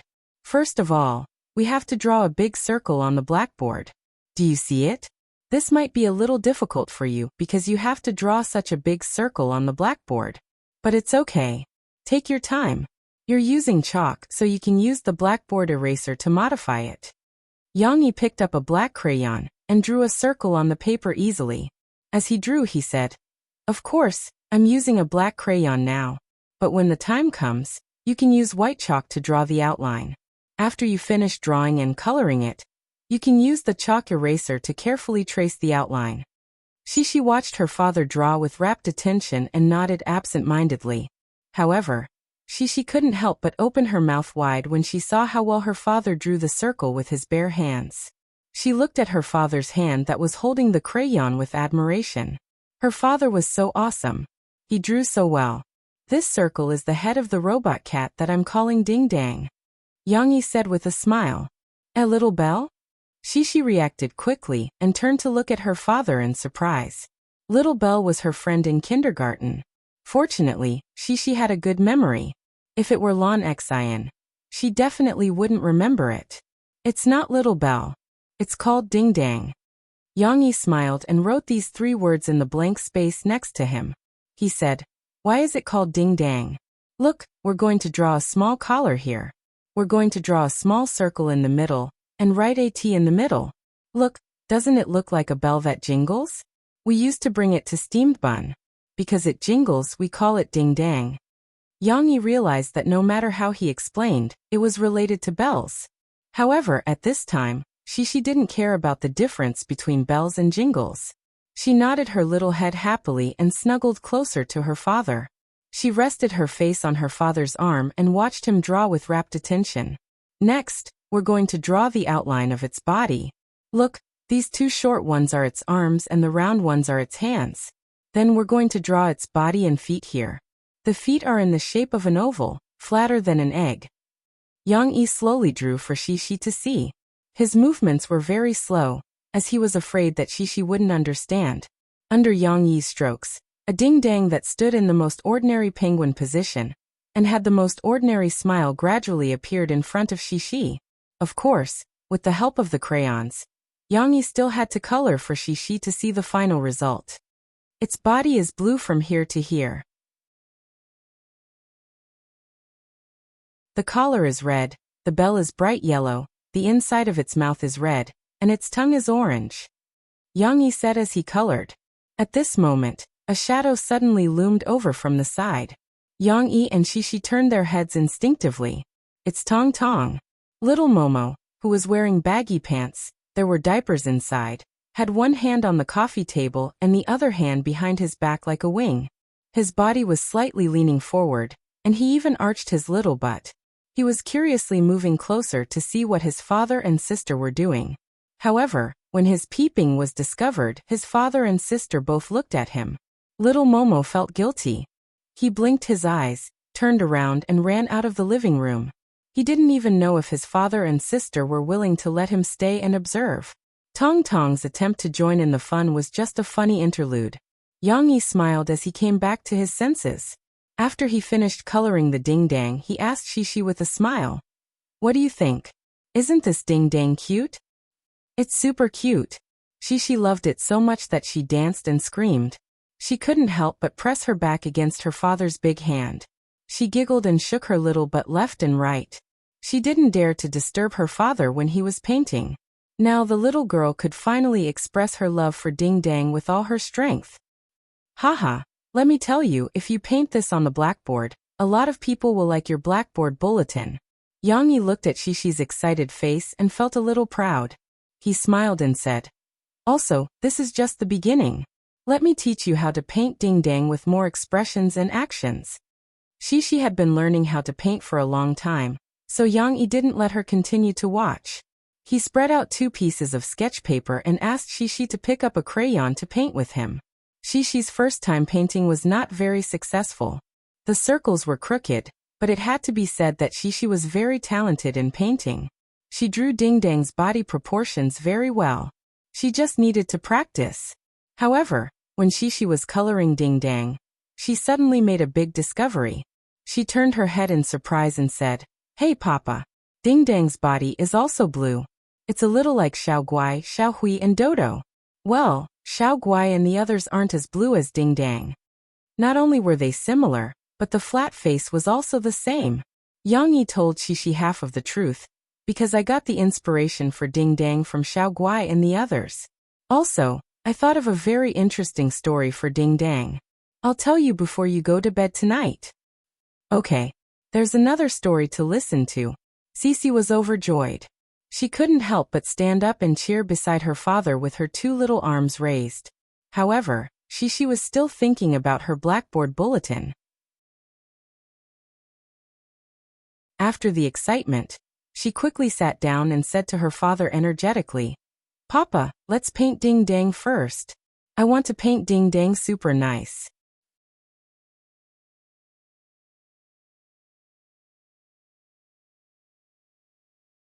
Chapter 1001.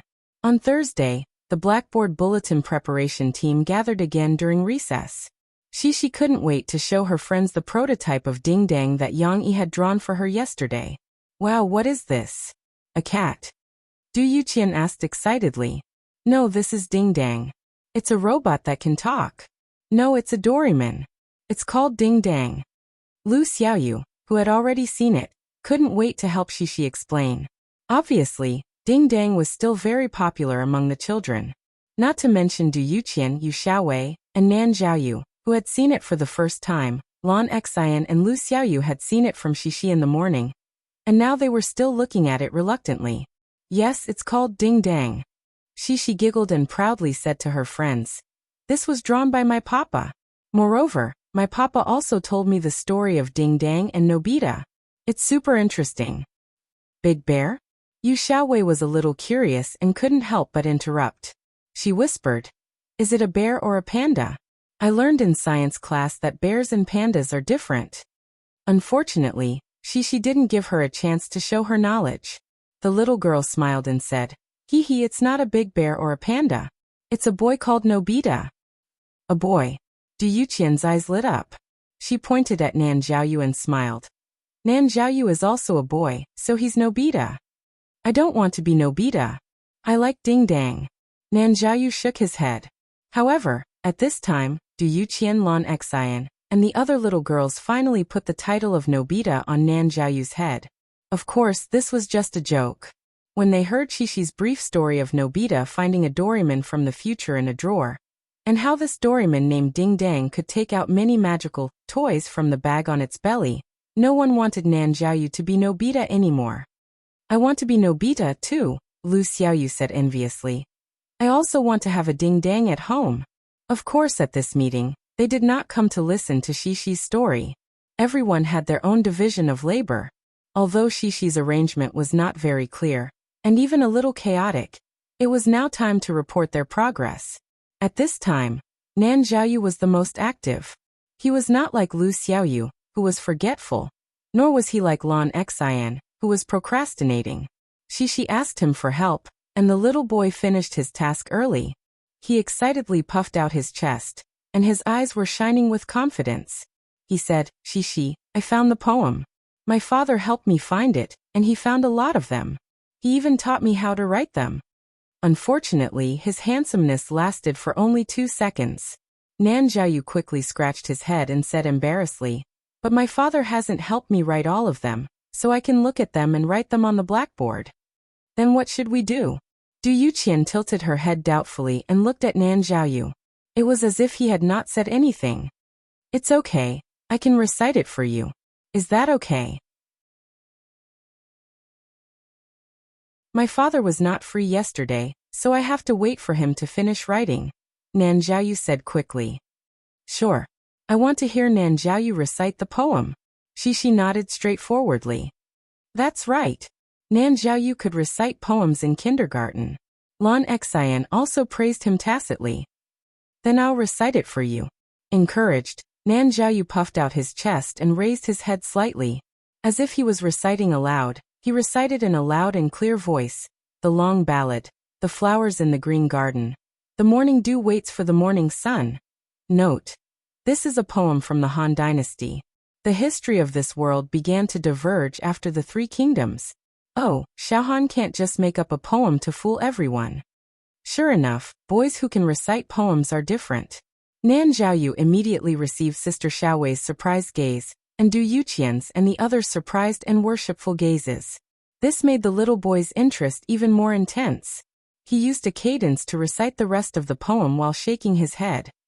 "Bad luck. 100 rivers flow from the east to the sea, when will they return to the west? If the young don't work hard, the old will be sad." This kid actually exceeded his usual performance. In the end, he really recited the poem with a sad tone. If someone secretly recorded this scene and posted it on the internet, Nan Zhaoyu would definitely make many netizens laugh at him for pretending to be an adult. No, pretending to be an old man's tone. But at this moment, in the eyes of the few inexperienced girls, Nan Zhaoyu's performance was still very impressive. They all looked at Nan Zhaoyu with some admiration. Actually, if there was more praise, Nan Zhaoyu would be happier. But the girls didn't know how to praise or what words to use. For a moment, the atmosphere was silent and awkward. Only Shishi opened her mouth. She asked excitedly, "Is there more? Is there more?" "Yes," Nan Zhaoyu said happily. Yang Yi drove alone to the office building of the Binhai District Backwave Technology Company. Today's Backwave Technology Company was no longer the simple startup company formed by student programmers. After a few years of formal development, it had also become a major benchmark for social software in the domestic technology industry. The market value continued to rise. Although it wasn't listed yet, and no one knew how much power it could explode, Holang Technologies, which was sitting on Weibo and WeChat, had become a large company that was on equal footing with the previously dominant SNS. Especially at the end of last year, when WeChat was launched through the soft promotion of China's Voice, as well as the huge investment in the Spring Festival Gala, the number of registered users skyrocketed. Because WeChat and micro-broadcasting could connect users and share friends' information, and because WeChat had better mobile communication and social experience, as well as many other factors, many micro-broadcasting users were willing to download and use the instant messaging and communication software. Many of the original SNS users also switched sides and used the software that was more suitable for their mobile phones. The rise of WeChat made SNS realize the danger they were in. They realized that Backwave Technology Company was no longer a small company that they could ignore. It was no longer a harmless company that didn't affect SNS deeply. This guy wanted to destroy SNS. SNS definitely wouldn't sit back and watch. They had already launched their counterattack. On one hand, they were using the time to develop and improve their own SNS mobile app to improve the user experience, so that they could compete with WeChat. On the other hand, they were trying to use public opinion, patent wars, and other means to stop WeChat's development. Yang Yi came to Backwave Technology Company this time for this big event. Mao Peifu welcomed Yang Yi into the upper management office of Backwave Technology Company.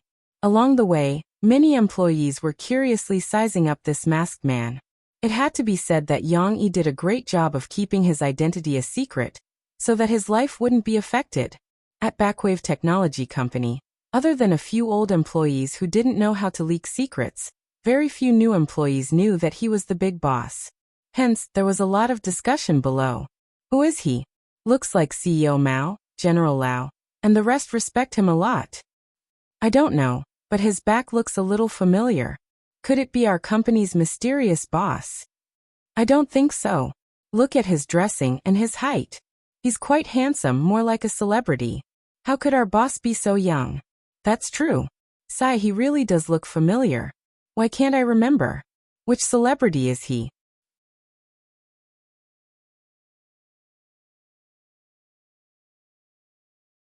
Chapter 1002. In terms of the battle of public opinion, Backwave Technology Company, with its micro-broadcasting base, wasn't afraid of SNS retaliation. However, Mao Peifu, who had returned from the United States and was now in charge of WeChat's business, didn't want to be on the defensive. She wanted to strike first. Our current idea is to develop a minigame where we can share our results and invite friends to PK with us. Mao Peifu reported to Yang Yi. Mao Peifu's team's strategy didn't deviate from Yang Yi's previous plan of having them hype up the domestic version of Facebook and then sell it. However, Yang Yi could tell that they had put in a lot of effort. After all, it was quite far-sighted of them to think of using their friends to share their results. If we develop our own minigame, why don't we create a platform and invite other teams to develop minigames for our users? Yang Yi was talking about a mini-program, but implementing it wasn't easy. It would take a long time to create and test it. However, there are a lot of technical problems that need to be solved. It's not suitable for our current tense situation. You can think of it as a long-term plan. Mao Peifu quickly noted it down. Yang Yi had been in charge of the company for a long time. Although he hadn't been involved in the specific operations, he had always been able to point out the direction for everyone. It could be said that they now had a superstitious trust in Yang Yi. Your strategy makes sense, but we don't need to develop it ourselves. Yang Yi smiled lightly. You can contact some of the popular games right now, especially mobile games, and ask them to open up a platform for us to share our results. Not only can we share it with our friends, but we can also share it with micro-broadcasting. We have the largest user base in the country. As long as they aren't short-sighted, they won't reject our request to work with us. Also, I want you to develop a feature that will allow us to defeat SNS in one fell swoop. Yang Yi finally became serious. At this time, in the conference room, whether it was Mao Peifu or Backwave Technology Company's CEO Lao Baihua, also known as General Lao, they all sat up straight and listened attentively. This feature will allow people nearby to. After a long meeting with the people from the Backwave Technology Company in Binhai District, Yang Yi went straight to Wuhu District to pick up Shishi. However, The little girl was a little unhappy today. After hugging her father, she sat in the back of the car with a worried frown. Even though she was talking to Lon Xian about what happened in class today, Yang Yi could hear the gloominess in her voice. Of course, before Yang Yi asked, she, under the guidance of Lon Xian, couldn't wait to tell her father about the thing that made her depressed. Papa, Xianair, and the others all said that the ding-dang I drew on the blackboard was not good. It doesn't even look like ding-dang anymore. I don't think my drawing looks good, but the blackboard is too big. I can't draw well, the little girl complained to her father. I also think it's hard to draw. The blackboard is so big, and we all have to stand on the table. As Lon Xian said, she giggled, ignoring Shishi's sadness. Then Shishi drew the ding-dang, which is super fat. It doesn't look good. A doryman with Dabai's figure appeared in Yang Yi's mind.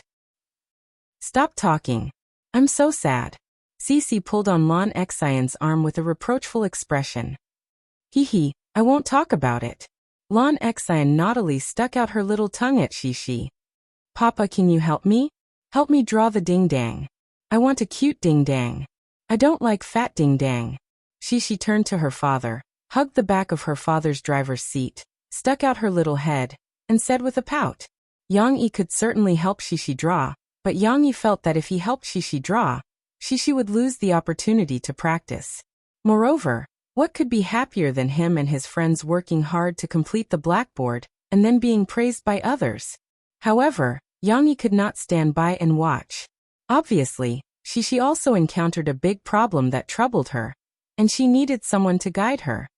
Isn't tomorrow Friday? Yang Yi said with a smile. Tomorrow afternoon, when Papa picks you up, let's see how to draw the ding-dang on the blackboard together in the classroom, okay? Don't worry, there will be a way when the time comes. Okay. When Shishi saw that her father had agreed to help her, she immediately smiled happily, and the little depression on her face was swept away. She said sweetly, Papa is the best. Han Sun was a big V of micro-broadcasting who specialized in gossip news. His micro-broadcasting account, Han Xiansen Entertainment Express, often posted some groundless gossip. Although the authenticity of these rumors remained to be verified, it had to be said that these extremely exaggerated headlines still earned him a lot of attention. However, Han Sen's status in the micro-broadcasting gossip circle was not high, because he was not like LVU, who was a paparazzi and had his own paparazzi team. Han Sen was completely alone. Moreover, he relied on some of his own unique tricks to get the photos, and relied on his thick skin to fabricate stories to brew those half-true and half-false gossip. These days you can't earn money by being honest. If you want to earn attention, you have to rely on your thick skin. Tonight, Han Sun searched for the names of some stars on micro-broadcasting to see if he could catch some big news that the paparazzi missed from the micro-broadcasting of passers-by. This was one of Han Sen's secrets to fighting alone. Of course, the efficiency of doing so was also very low. Catching gossip news like this was tantamount to looking for a needle in a haystack. Fortunately, Han Sun, who was an otaku and an internet addict, had plenty of time.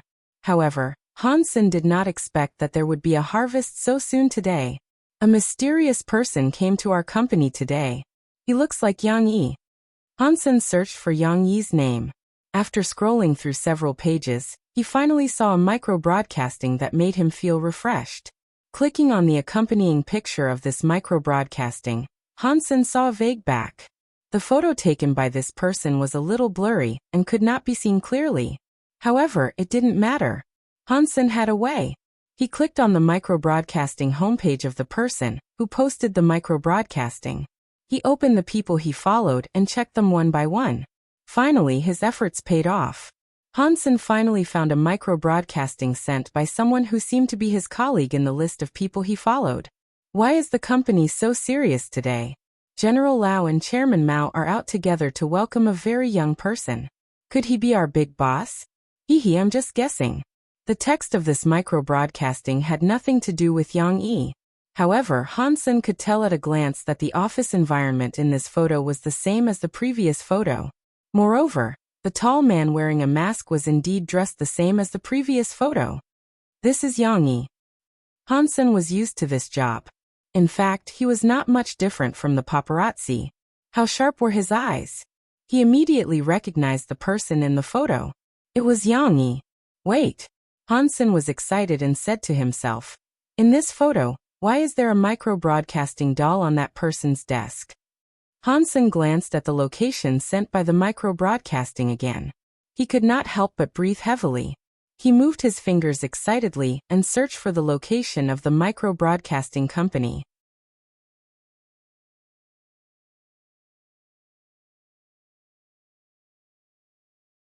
Chapter 1003.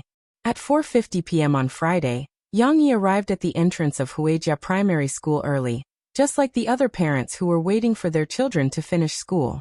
However, Yang Yi had to guide Shishi in her drawing today, so he didn't just wait at the school entrance. Yang Yi casually used an excuse to register with the guard and walked in. Yang Yi was very familiar with Shishi's classroom, so he easily walked to the building where Shishi was. When Yang Yi arrived, the classroom was still quiet and empty. But soon as the bell rang, the whole school seemed to be boiling with excitement. Not long after, every corner of the school was filled with all kinds of excited shouts. It was the same for the first grade building. Children who had just finished their interest classes quickly emerged in the corridor. There were also children who packed their bags before going to their interest classes and went straight home after school, like Shishi sometimes. However, there were still many children who went back to class before going home. Some of them were on duty to clean the classroom, so they hurried back, wanting to quickly finish sweeping and go home. But why was there an adult standing outside the classroom? They first looked at Yang Yi strangely, then lowered their voices and whispered to each other as they ran to the back of the classroom to get brooms and spatulas. Although they were very curious about Yang Yi's identity, children at this age didn't know Liang Jingru, so they didn't have the courage to take the initiative to talk to an unfamiliar adult. Of course, they also didn't remember seeing Shishi's father at last year's parent-teacher conference. Children at this age wouldn't remember these things. Yang Yi was afraid of scaring these children, so he wore an amiable smile. His eyes swept over the children running by from time to time, hoping to see the figure of the little girl he was worried about. Excian air, we have to go up. We still have to draw and can't go home. Downstairs, Yang Yi caught a clear cry that was mixed in with the noise of many children. Yang Yi stuck his head out to take a look, and the corners of his mouth curled up slightly. Sure enough, after a while, Shishi and Lan Xian, the two little girls who went to the library for reading class, ran up. "Papa." Shishi was pleasantly surprised to see her father. The little girl didn't think that her father would come up so early. She screamed and happily threw herself at her father and hugged him tightly. Seeing Shishi and Lan Xian leading a tall and burly adult into the classroom, several boys who were sweeping the floor suddenly widened their eyes and looked at Yang Yi with some fear. When they were outside, they didn't feel anything. But when the adult walked into the classroom, in the small space, his tall and burly figure suddenly gave them a terrible pressure. They were like kittens that saw a big tiger and didn't dare to say a word. In the middle of the classroom, there was a little girl who was packing her school bag. When she saw this scene, she ran over curiously and got close to Shishi and whispered, "Shishi, who is this uncle?" This little girl seemed to have a good relationship with Shishi. "This is my papa." Shishi giggled and looked very happy. She took the initiative to introduce, "Papa, this is Yuqian. We are going to do the blackboard bulletin together." It turned out to be the little girl Du Yuqian. Yang Yi smiled and nodded to her. Du Yuqian was more surprised. Her eyes widened and she said in surprise, "You are Shishi's father? The father who drew Ding Dang?" Well, there seemed to be a problem with the logic of this question. After exchanging pleasantries for a while, Yang Yi was pulled to the back of the classroom by Shishi, who couldn't wait any longer. Shishi pointed to the big blackboard at the back and eagerly waited for her father to teach her how to draw Ding Dang. In the past week, Shishi and her friends had put a lot of effort into the blackboard bulletin. Now, several areas had been planned on the blackboard and were outlined with beautiful lace. At least in terms of design, Yang Yi felt that these little girls had done a good job. One of the areas had been filled in with content. It was probably a poem that Nan Xiaoyu helped to copy when Shishi drew Ding Dang yesterday. Yang Yi took a look and found that Nan Zhaoyu's handwriting was not bad. Every stroke was written beautifully and powerfully. Compared with his father, the great calligrapher Nan Yiyun, there was still a big gap. However, among these first-grade children, he could definitely be called a crane in a flock of chickens. And this poem was actually the long ballad. Yang Yi felt that the last two sentences were quite suitable for these children. These patterns were all designed by you? That's a good idea. By separating the content, it won't look too messy and it's much more refreshing. Yang Yi smiled with appreciation. This is what Sister Xiaowei taught us. Many classes in the 3rd grade draw it like this. Cici blinked her eyes and said, I drew it here. Du Yuqian couldn't help but interrupt. She waved her little hand in front of the blackboard and even jumped, gesturing to Yang Yi. I also drew it. I drew it here. Lan Xian saw the situation and couldn't wait to take credit. You are all very good. Well done. Yang Yi smiled and praised. But it still needs to have ding dang to really look good. Shishi pouted and said sullenly, Dad, don't just look at it. She had been waiting to draw ding dang. Shishi had already erased what she drew yesterday. Now there was a large blank space in the middle of the blackboard. Shishi was eager to draw it earlier so that the friends who laughed at her drawing of ding dang yesterday could look at her in a new light. Coming. Wait for Dad to get something. Yang Yi smiled and walked back to the podium. How to teach Shishi how to draw a ding dang on a big blackboard. Yang Yi had already thought about this problem at home. He took a wooden triangular ruler from the podium that was given to teachers by the school. Seeing Yang Yi take out such a big gesture, let alone Shishi, even Lan Xian came over to watch curiously. Du Yuqian, Nan Zhaoyu, who just came to help, and a few other children followed Yang Yi. Shishi, when you want to draw a picture on such a big blackboard, you have to learn the composition. Yang Yi pressed the triangular ruler on the blackboard, turned his face, and said to Shishi with a smile, you have to think about how to move the picture on the blackboard according to the correct proportion. Shishi didn't understand these nouns at all. She looked at her father with some confusion, waiting for him to explain. But fortunately, Shishi didn't need to fully understand these principles. Soon, she saw her father take the original copy of the ding dang that she used to copy. He gestured to her and said, look, this ding dang, isn't it the head? It's the same proportion as the body, right? The head is a little bigger here, but it's actually not that big, right? Shishi nodded gently. She understood this. Yang Yi took the triangular ruler again and gestured in the big blank space in the middle of the blackboard. He used the chalk to poke small dots and dotted lines on it. Let's plan it like this. You can draw the head of the ding dang in this area. Of course, we've left a space for the dragonfly. The next area, draw the body. The space is about the same as the head, but when you draw it, you can draw it a little smaller. Little dots and dotted lines. After a while, Shishi, who was watching her father work with all her attention, was surprised to see that there were areas on the blackboard that could be filled with various parts of the ding dang. Her father seemed to be helping her break down a very complicated picture into simple parts by simple decomposition. Her father was so amazing. Shishi's eyes lit up as she looked at her father with admiration. Can you see it? Yang Yi turned his head and saw Shishi's expression. He knew that his strategy had succeeded. He smiled and asked, isn't it much easier to draw like this? Shishi nodded her little head happily. However, Du Yuqian, Lan Xian, and Nan Zhaoyu had never taken drawing lessons.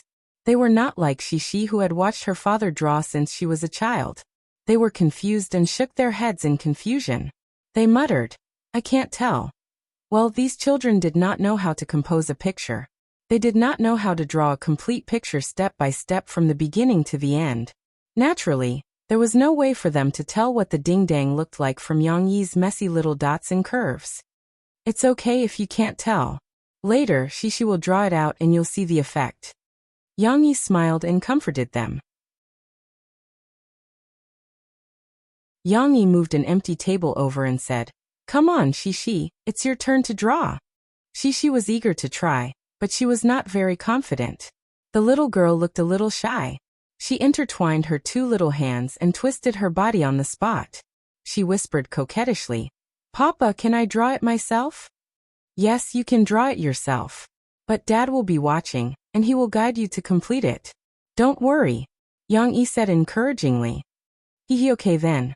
When Shishi heard that her father would guide her, she immediately regained her confidence. She smiled sweetly and actively stretched out her two little arms. Usually, she had to step on the stool before she could step on the table to draw. Now that her father was here, she did not need to go through so much trouble. Yang-yi reached out and hugged the little girl like a princess. She was carried and flew onto the table as if she was riding on clouds.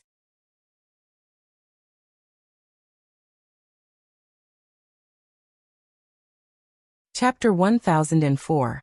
Although she had her father's guidance, it wasn't possible for Shishi to draw a large ding-dang in such a short time. What's more, Shishi didn't draw very well at the beginning. She repeatedly erased it several times, until only the afterglow of the setting sun was left on the horizon. Only then did she gradually get into the mood, and draw the outline of the ding-dang. Of course, this was also because Yang-yi was just watching from the side and didn't help. If Yang-yi were to draw it, they would probably have gone home by now. It's worth mentioning that although her father didn't help, Shishi also showed a strong tenacity. It seemed to be different from her performance yesterday, when she was discouraged from drawing. Now the other children had gone home with their parents. Even Nan Zhaoyu, who came to help copy some articles, was taken home by his mother. In the classroom, only Lan Xian was left. She was still sitting on the chair by the side and waiting foolishly. Uncle Yang said that in order to reward her patience for waiting for so long, he would treat her to dinner tonight for free. Thus the little girl was relieved. Maybe it was because her father was watching by her side? Shishi mustered all her strength and wanted to do something that she was interested in well. This scene made Yang-yi feel a little touched. But the progress was indeed a little slow. Yang-yi overestimated Shishi's ability and underestimated the difficulty of the task. Well, let's come to school tomorrow to draw again. Yang-yi reached out and pulled Shishi's little hand, which was still moving towards the blackboard, and said with a smile. Shishi looked at her father with some confusion and said, But tomorrow is the holiday. We don't have to go to school. Yang-yi smiled and said, It's okay. Dad can borrow the key from your class teacher, and then bring you to school to draw alone. There's still a lot of time tomorrow. I'm sure you can draw it well. Now don't let your mother wait at home. Okay. Since her father said so, Shishi obediently agreed. She stretched out her two little arms and asked her father to carry her down. It was another arduous journey, but Sisi liked the feeling of hugging her father. Now that she had grown up, she rarely allowed her father to carry her while walking. Go wake Xian up. After Yang-yi put the little girl down, he smiled and pointed to Lan Xian. Lan Xian was so bored that she fell asleep on the chair. She tilted her little head and leaned comfortably against the back of the chair and slept. She didn't know what delicious food she was dreaming of, but she was almost drooling. Yang-yi went to clean up the table that Shishi had just stepped on. There was a cloth next to the window. Yang-yi took it and wiped the table clean. In addition, the used chalk was neatly put back into the chalk box.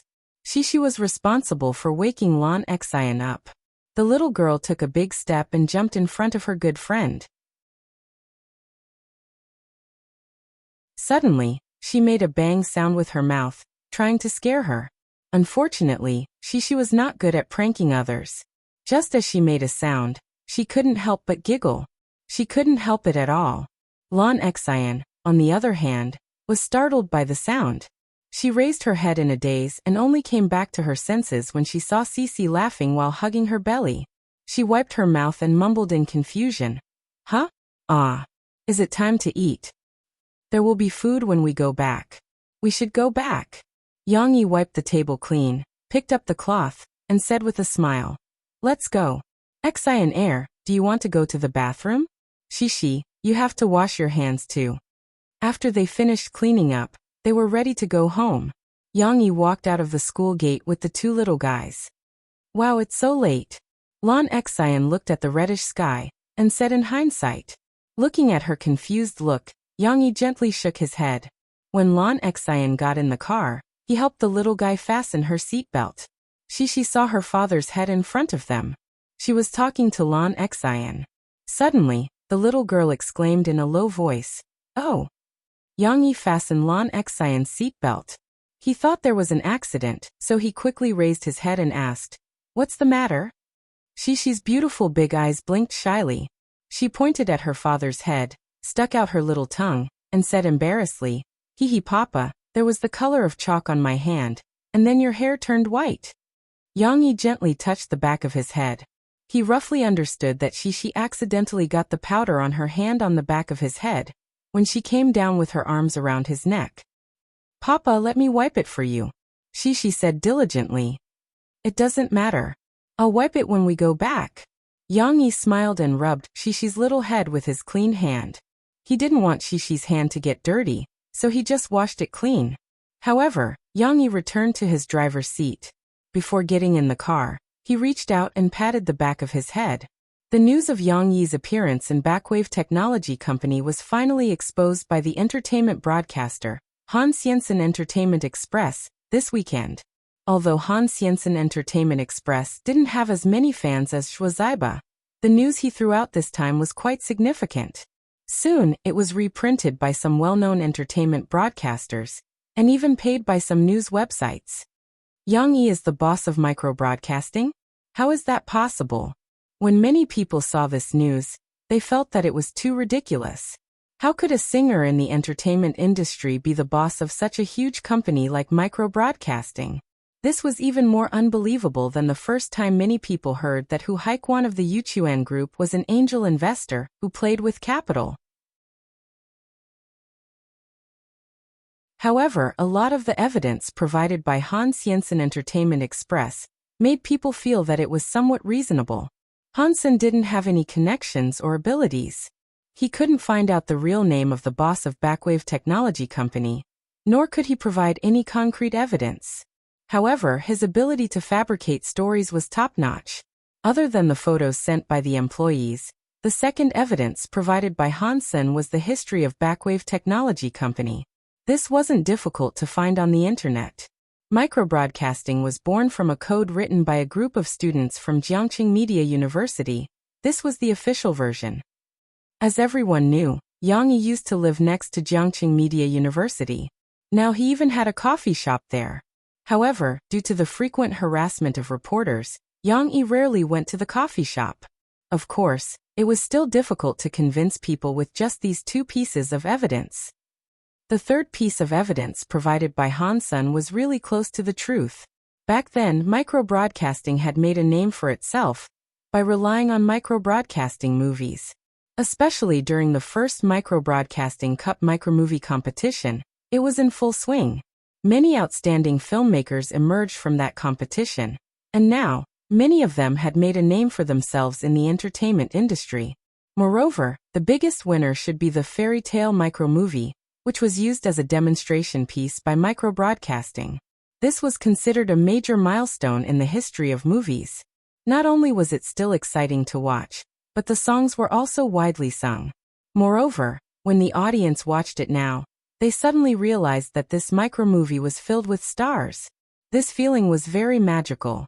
If everyone looked back and watched the low-budget comedy movies Nightclub and Crazy Stone, they would have the same feeling. Back then, the most famous person in this micromovie was Chinwon. The other actors and directors were unknown.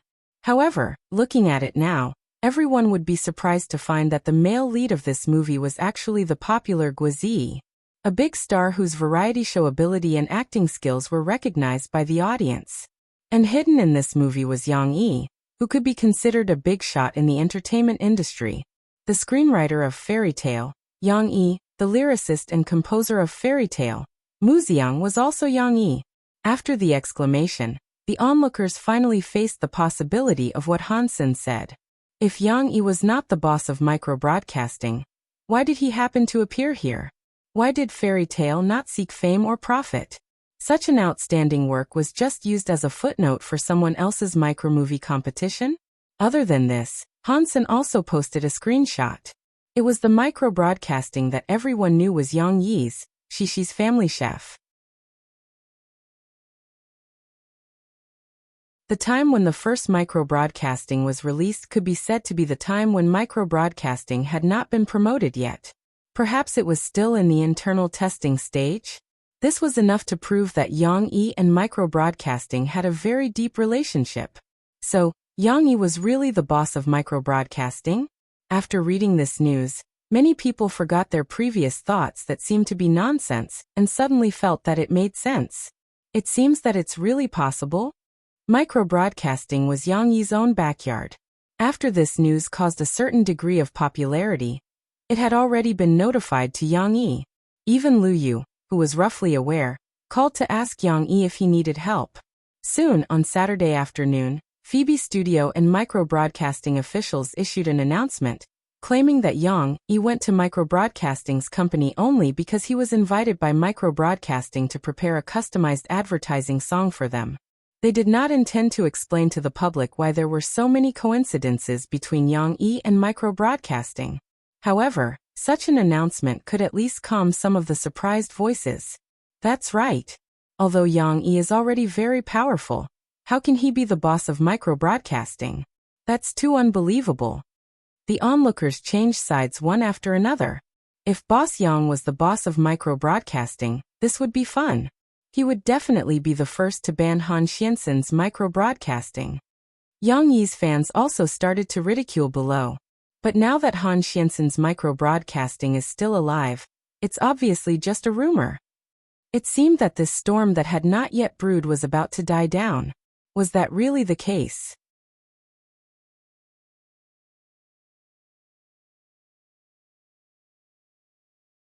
Chapter 1005. Chow Yaoli was an ordinary third-year student at Jiangqing Media University. She majored in music. It was the weekend again.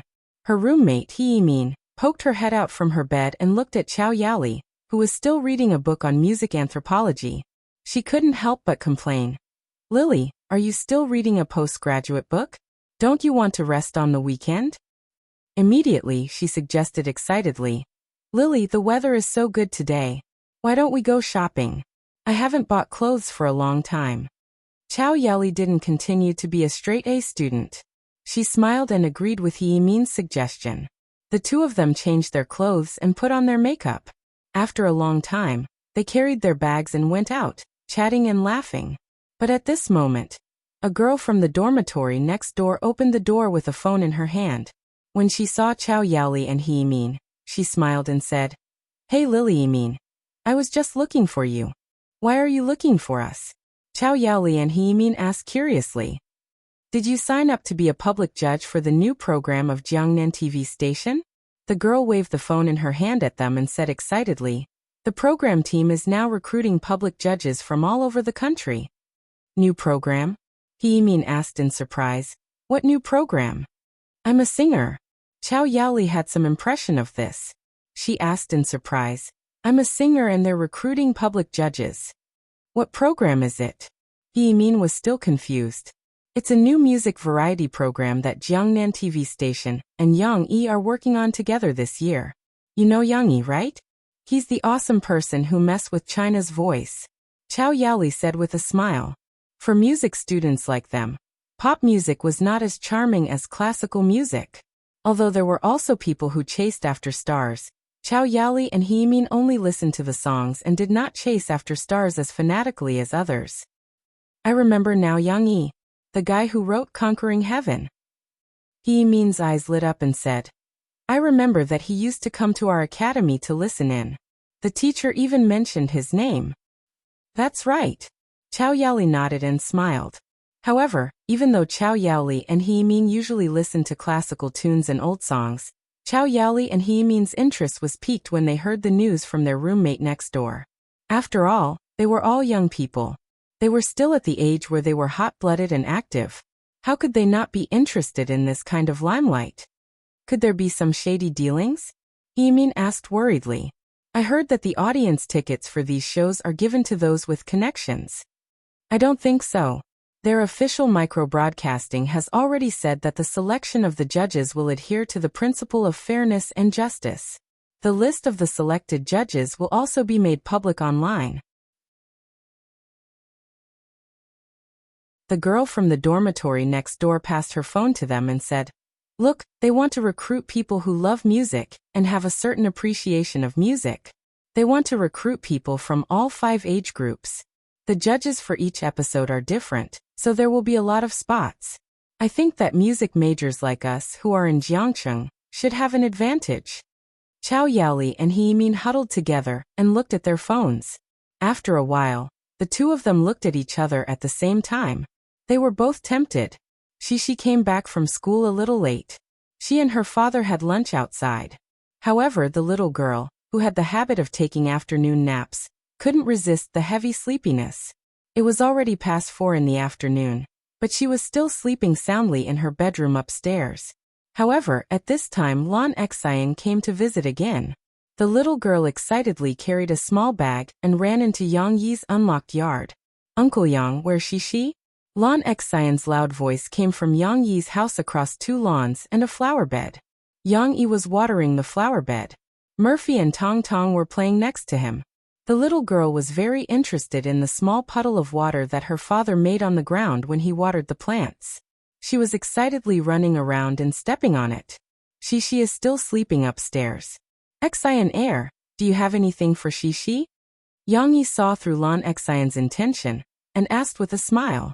She's still sleeping. The sun is shining on her butt. Lan Xian came over and muttered loudly while looking at what Yang Yi was doing.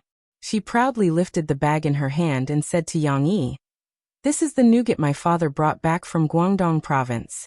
My father went to Guangdong province on a business trip. He brought me this nougat, which is super delicious. I brought some for Shishi." Yang Yi certainly knew that Lan Kai went to Guangdong province a few days ago to attend the quarterly shareholders meeting of Sahara Online Mall. Yang Yi, the second largest shareholder, didn't go.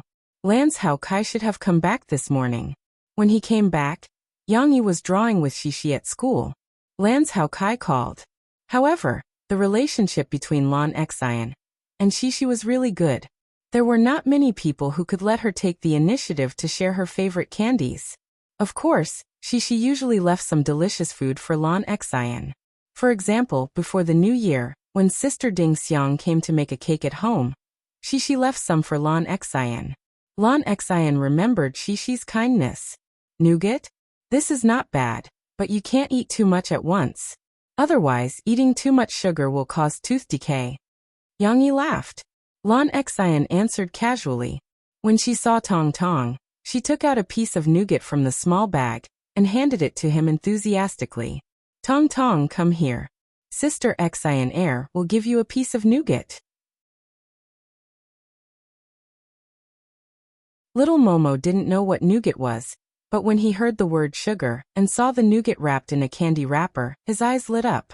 He walked out of the water with a grin on his face and ran over excitedly to take it. "No, you're too young to eat it." Murphy quickly stopped him and signaled Lan Xian to put it away with her eyes. However, Tong Tong was smart now. The more his mother stopped him from eating it, the more he liked it. He shouted anxiously, "No, no, I'll eat it." Yang Yi saw this and reached out to take it. He laughed and said, Okay. You can eat it, but not now. I have to cut it open for you before you can eat it." Since the nougat was a little hard, Yang Yi planned to cut it into small pieces. This way, the little guy wouldn't choke easily. Tong Tong was pestering his father, but his father picked him up with his big arms. He chuckled and brought him to the kitchen. Lan Xian blinked. She didn't understand why the adults said Tong Tong couldn't eat it, and then said he could eat it. Forget it. She didn't care about them and ran upstairs to find Shishi. You're tuning in to the Earbook Haven YouTube channel. Don't forget to subscribe and join us on this journey to catch the most captivating stories.